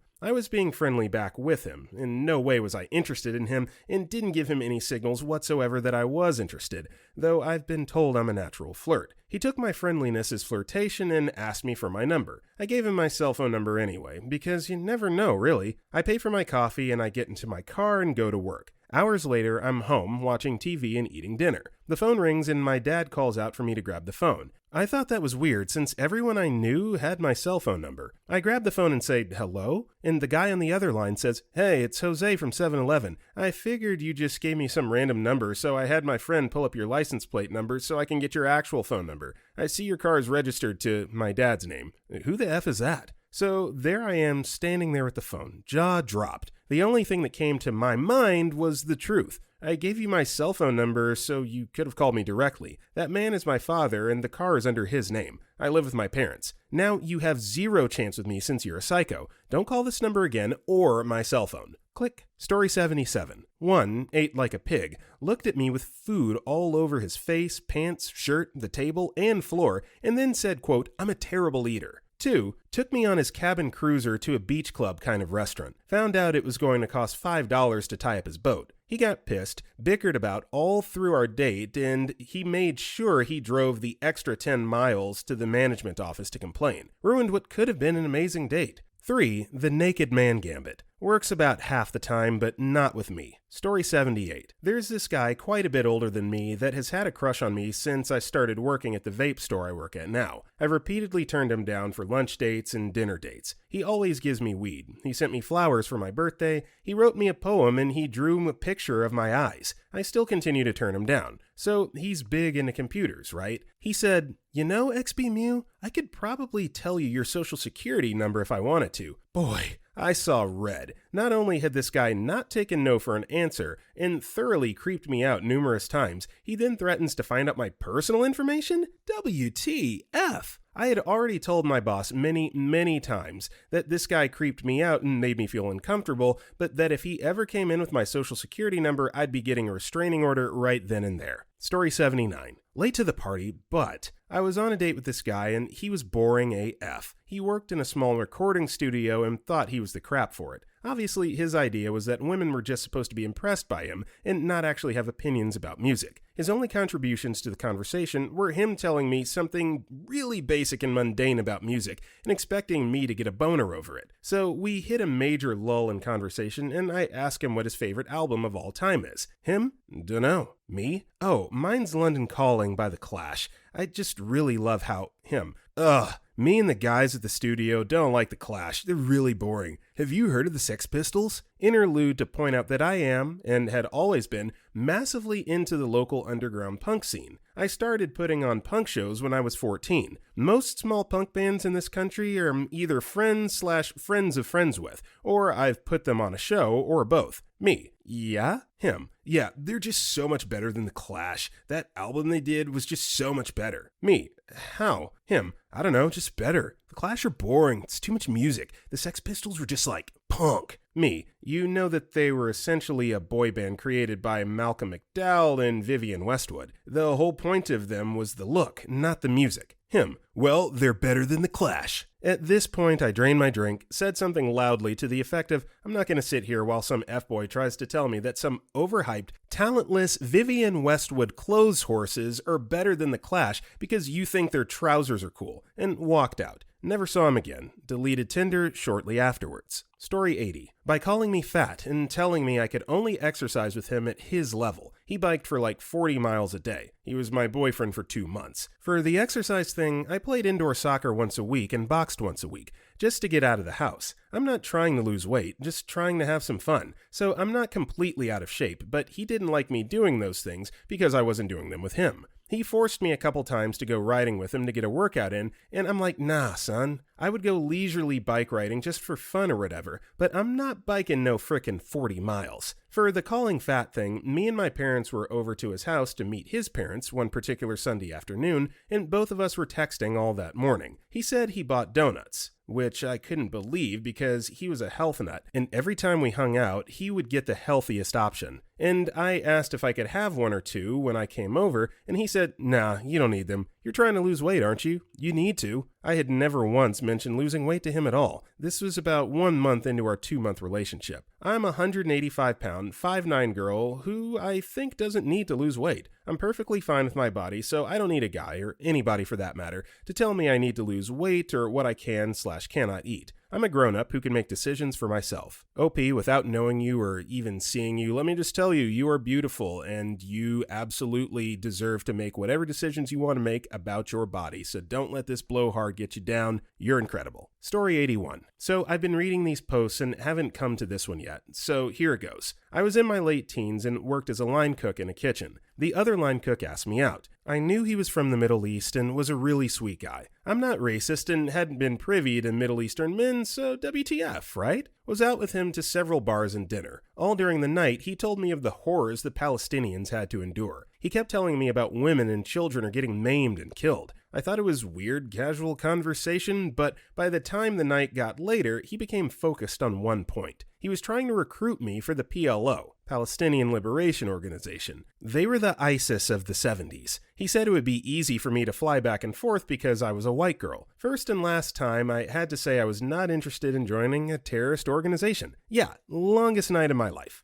Story 82. An ex-boyfriend used to get drunk too often. One day, when he got drunk at a party, I took his keys so I could drive us home. He got upset, saying he was sober enough to drive. He tried to control the steering wheel from the passenger seat, and when I told him to stop, he started shaking me hard by the shoulders. We hadn't even pulled out of the neighborhood we were leaving yet, so I put the car into park. He got out of the car, banged on the windshield, and yelled, and then he ran away. I started crying and went back to his friends who were still at the party. I was freaking out because I thought he was going to run into traffic or do something stupid while drunk, so we looked for him, but eventually we had to tell his parents what he'd done. Yet I stayed with him for a while after that. I was more wary than before. He apologized for getting drunk, but never for shaking me, because he said he couldn't control what he did when he was drunk. I knew I needed to get out of the relationship, but I was so scared that I'd never find someone else. When we finally did break up, he stalked me and kept leaving things on my doorstep when I wasn't home. Those things might be cute in movies, but in real life, it is really scary. When I was finally out of the relationship, I finally felt like I could breathe easily again,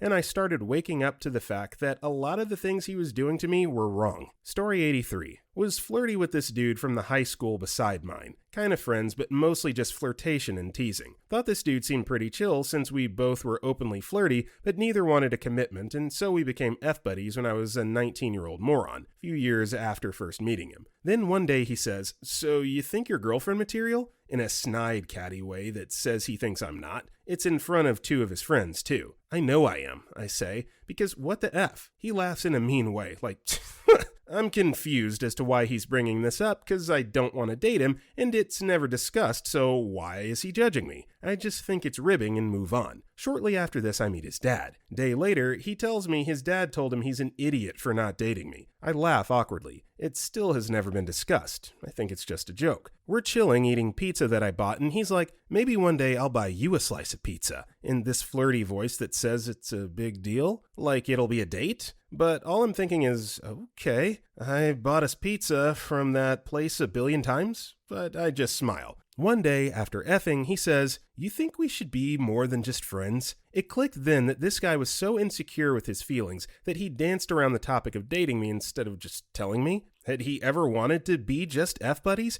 And if he could hide his true feelings/intentions, what other emotional baggage was waiting for me in his psyche? A glass shattered and I couldn't be attracted to him anymore. The fact he tested the relationship waters by first being rude and challenging me, and then mysteriously dropping hints that I had no idea were hints, it was a bunch of red flags saying a relationship with him would have lots of drama. I said, "No, I think we're better as just friends," and then never effed him again. Still saw him once or twice, long enough for his ribbing to amp up to straight up jealous rage. "You think you look good in that lipstick?" he asked me when we chilled after my theater classes in college. After that, I never saw him again. Through the grapevine, I heard that he told others our sudden F-buddy relationship ending was because I asked him out and he said no. It was the perfect ending to that relationship. Just proved how big a bullet I dodged. A liar to hide that he's an insecure child. Yuck. All he ever had to do was be honest. Story 84. A guy I was seeing crapped his pants on our way to a beach in downtown Chicago. He told me he thought he needed to poo, and I was driving, so I was like, "Yeah, dude, no problem. I crap downtown.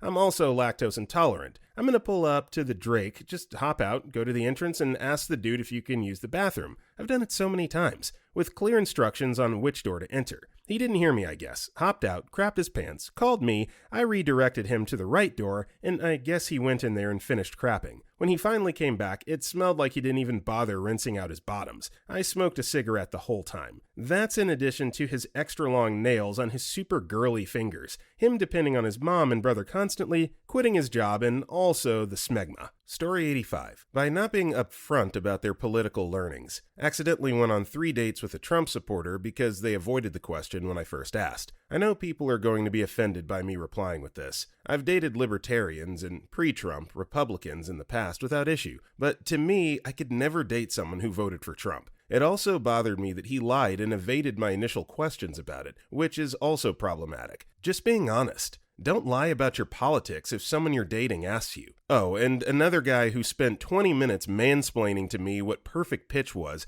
and telling me people need to learn how to build their own websites from scratch. Didn't believe me when I told him about WordPress and Squarespace. That was almost worse. Story 86. I'm all for being budget friendly, but this guy took the cake. We met at a bar and he overheard my conversation about trail running. We agreed to meet and go on a trail run together. Afterwards, he offered to cook me a meal. He prepared spaghetti, with sauerkraut and ground beef as a side. Spaghetti consisted of ramen noodles and tomato paste and a few spices. Second date, a trip to the hamburger stand for ice cream, coupons at the ready. Third date, a pie fast food P.F. Chang's. We were getting our food and he loaded up a Togo container full of oranges, for beverages, to take home and eat as appetizers. That night he asked if I could pick him up at the end of a half marathon the next day. I agreed. Next day, at the end of the half marathon, I find him eating yogurt, etc., provided for runners when they finish the race. He had no race number. I asked where it was, and he admitted that he didn't officially register or pay for the race. He also showed me where he had handwritten my number so he could call me when done, on his stomach and on the inside of the waistband of his boxers. That was enough for me. Story 87. Not a lady, but can tell 2 times my dates went bad. When I was in college, I was studying graphic design, and there was this cute girl in my art class. One day, I asked her out. Didn't remember what we did. We got back to her house and started playing video games. Already -1 point. A little later, I was so in the game, it was like nobody was there except me. Like when I play video games alone at home. So I farted. But I didn't even realize it when it happened, so I could apologize. I realized it when I got back home. I never saw that girl again. I'm not even wondering why. The other one, I was at the coffee shop with the girl. We had a beautiful evening. At the end, when we need to go, I asked her when I was going to see her again. I was very shocked to have had the chance to go on a date with her. So she answered my question, but not really, like a politician who wants to avoid to answer. So I asked again, and I think I was so intense for a first date. When I think back at that date, I shouldn't have asked and went with the flow, but I'm 10 years older, therefore with more experience. Story 88. I was going through a bad time after a breakup with my ex, and I posted a mostly sarcastic status saying, "Seeking cuddle buddy." I then proceed to describe the opposite of my ex, someone who wasn't allergic to cats, who liked the same music as me, etc. At the end, I said that I'd be accepting applications as a well-written love letter or a PowerPoint. Again, just a funny status, and I was not actually looking for a cuddle buddy. Same day, I received a message from an old coworker asking for my email. I hadn't seen or talked to him in maybe a year or two,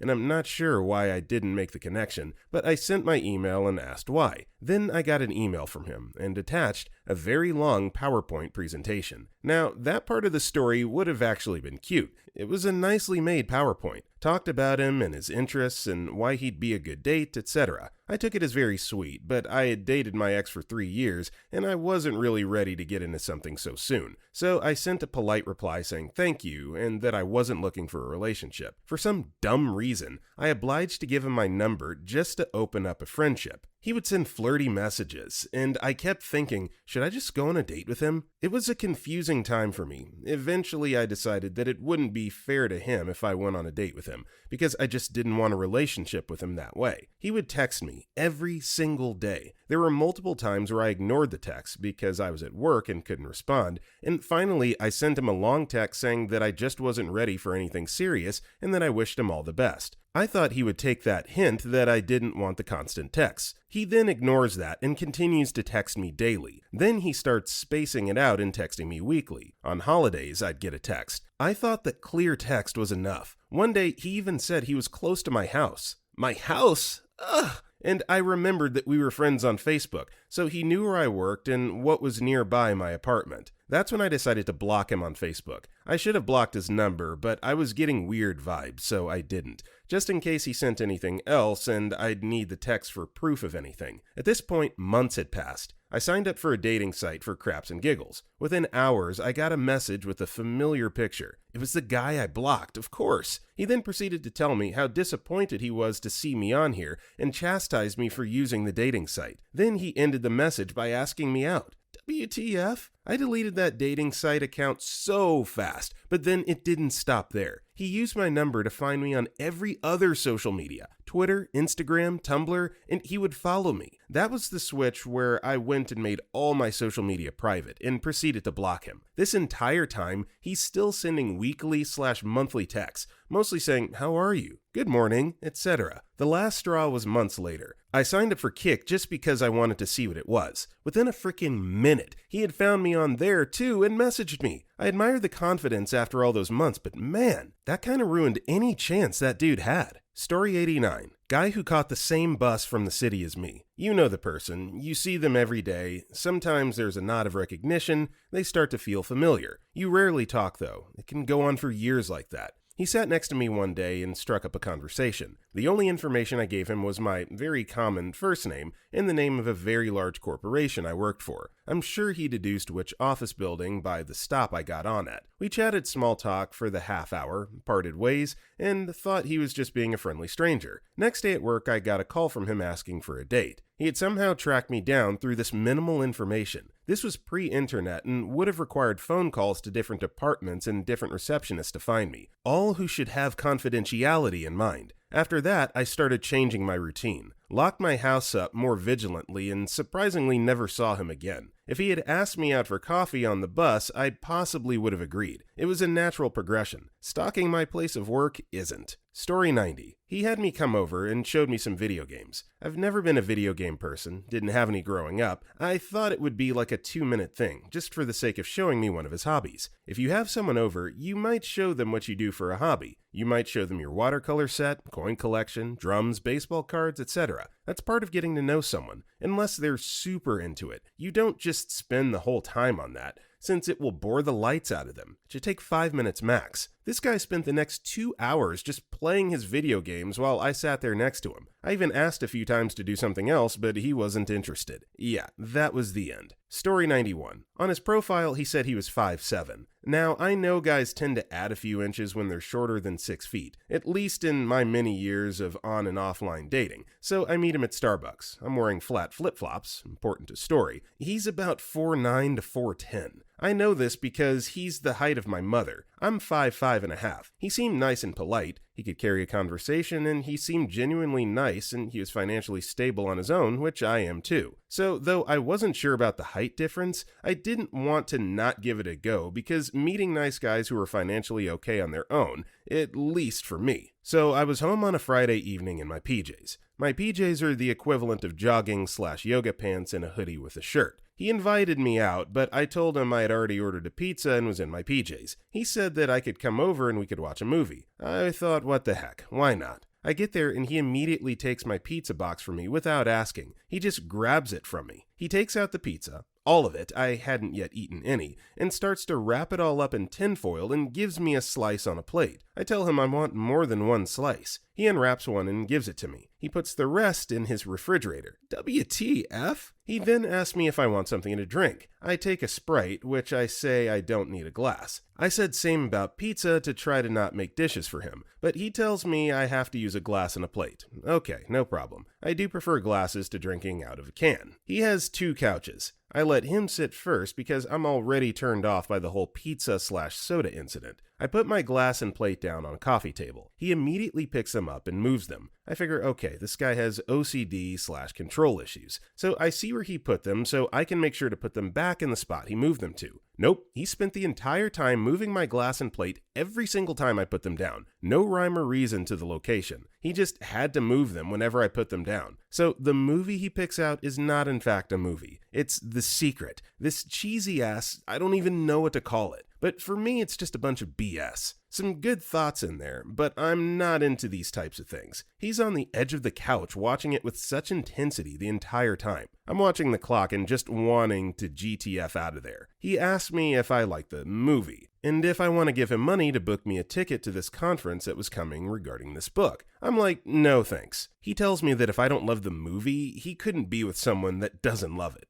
LOL. I'm like, great. I didn't say it, but I thought it. He then excuses himself to go to the bathroom. I'm getting ready to leave. He comes out reeking of bad cologne and mouthwash smell. LOL. I immediately said I needed to get home because I could tell this guy thought something was going to happen. As we're leaving, I requested he give me the rest of my pizza. He looked so pissed that I wanted him to give me the pizza I bought. I offered him some when I first came, but he declined. He reluctantly went to his fridge and got it. He then tells me he'll walk me to my car. I tell him it's okay, I can just go, but he insists. So as we're walking, he starts to tell me that I don't need to be afraid to wear heels like I had when we met. Remember, I wore flip-flops. I was wearing different ones, but still flip-flops. I tell him I'm wearing flip-flops and I'm in my PJs. He gets defensive and just starts to tell me that I don't need to be afraid to wear them. Obviously, his height bothers him. I understand he's 4'9"-ish, but I never mentioned it or made a big deal about it. I told him I was wearing flats, but he insisted when we met I was wearing heels,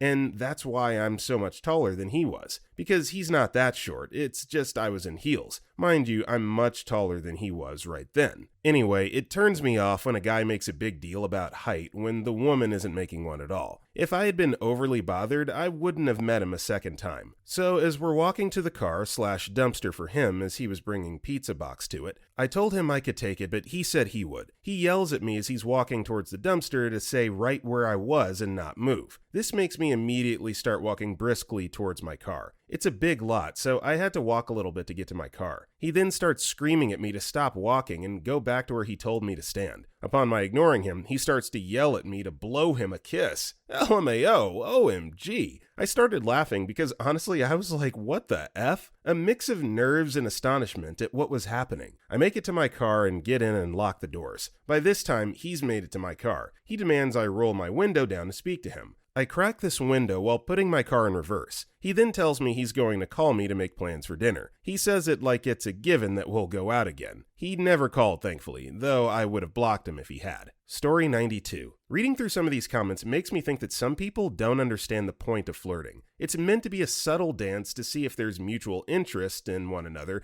without exposing yourself emotionally by just asking the question, something that can be plausibly brushed aside by both parties if there isn't interest without too much embarrassment. Instead, some people think it's a technique designed to force the other party into acquiescence, to mark your emotional territory or arouse someone's interest. You make a little bit of eye contact and see if it's met. You hold eye contact a little longer when laughing with someone and again see if it's matched. You make a joke and see if there's a giggle. You make light physical contact. Not sexual, just touch someone's forearm and see if it's reflected or liked. You're asking an unspoken question and looking at the answers, and if the answer is yes, then you go a little further. If it's no, you back off and no one's pride is hurt. What you don't do is barge over to a stranger yelling, "You're effing gorgeous, love. You got the best tits I've ever seen." Then wonder why she's backing away from you. Don't keep banging on the door when the answer is no. Don't get explicit. Don't make it too intense. It shouldn't really be that hard. Story 93. Noticed I was wearing an ace ring during our first date, but instead of playing it cool or bringing it up during the date, dropped me by my place and then messaged me a novel of how he was cool with waiting things out physically and how he wanted to respect my boundaries and not have me be uncomfortable around him. I panicked and never responded. It seems cool, but IDK bringing up such an intimate issue that was never discussed during the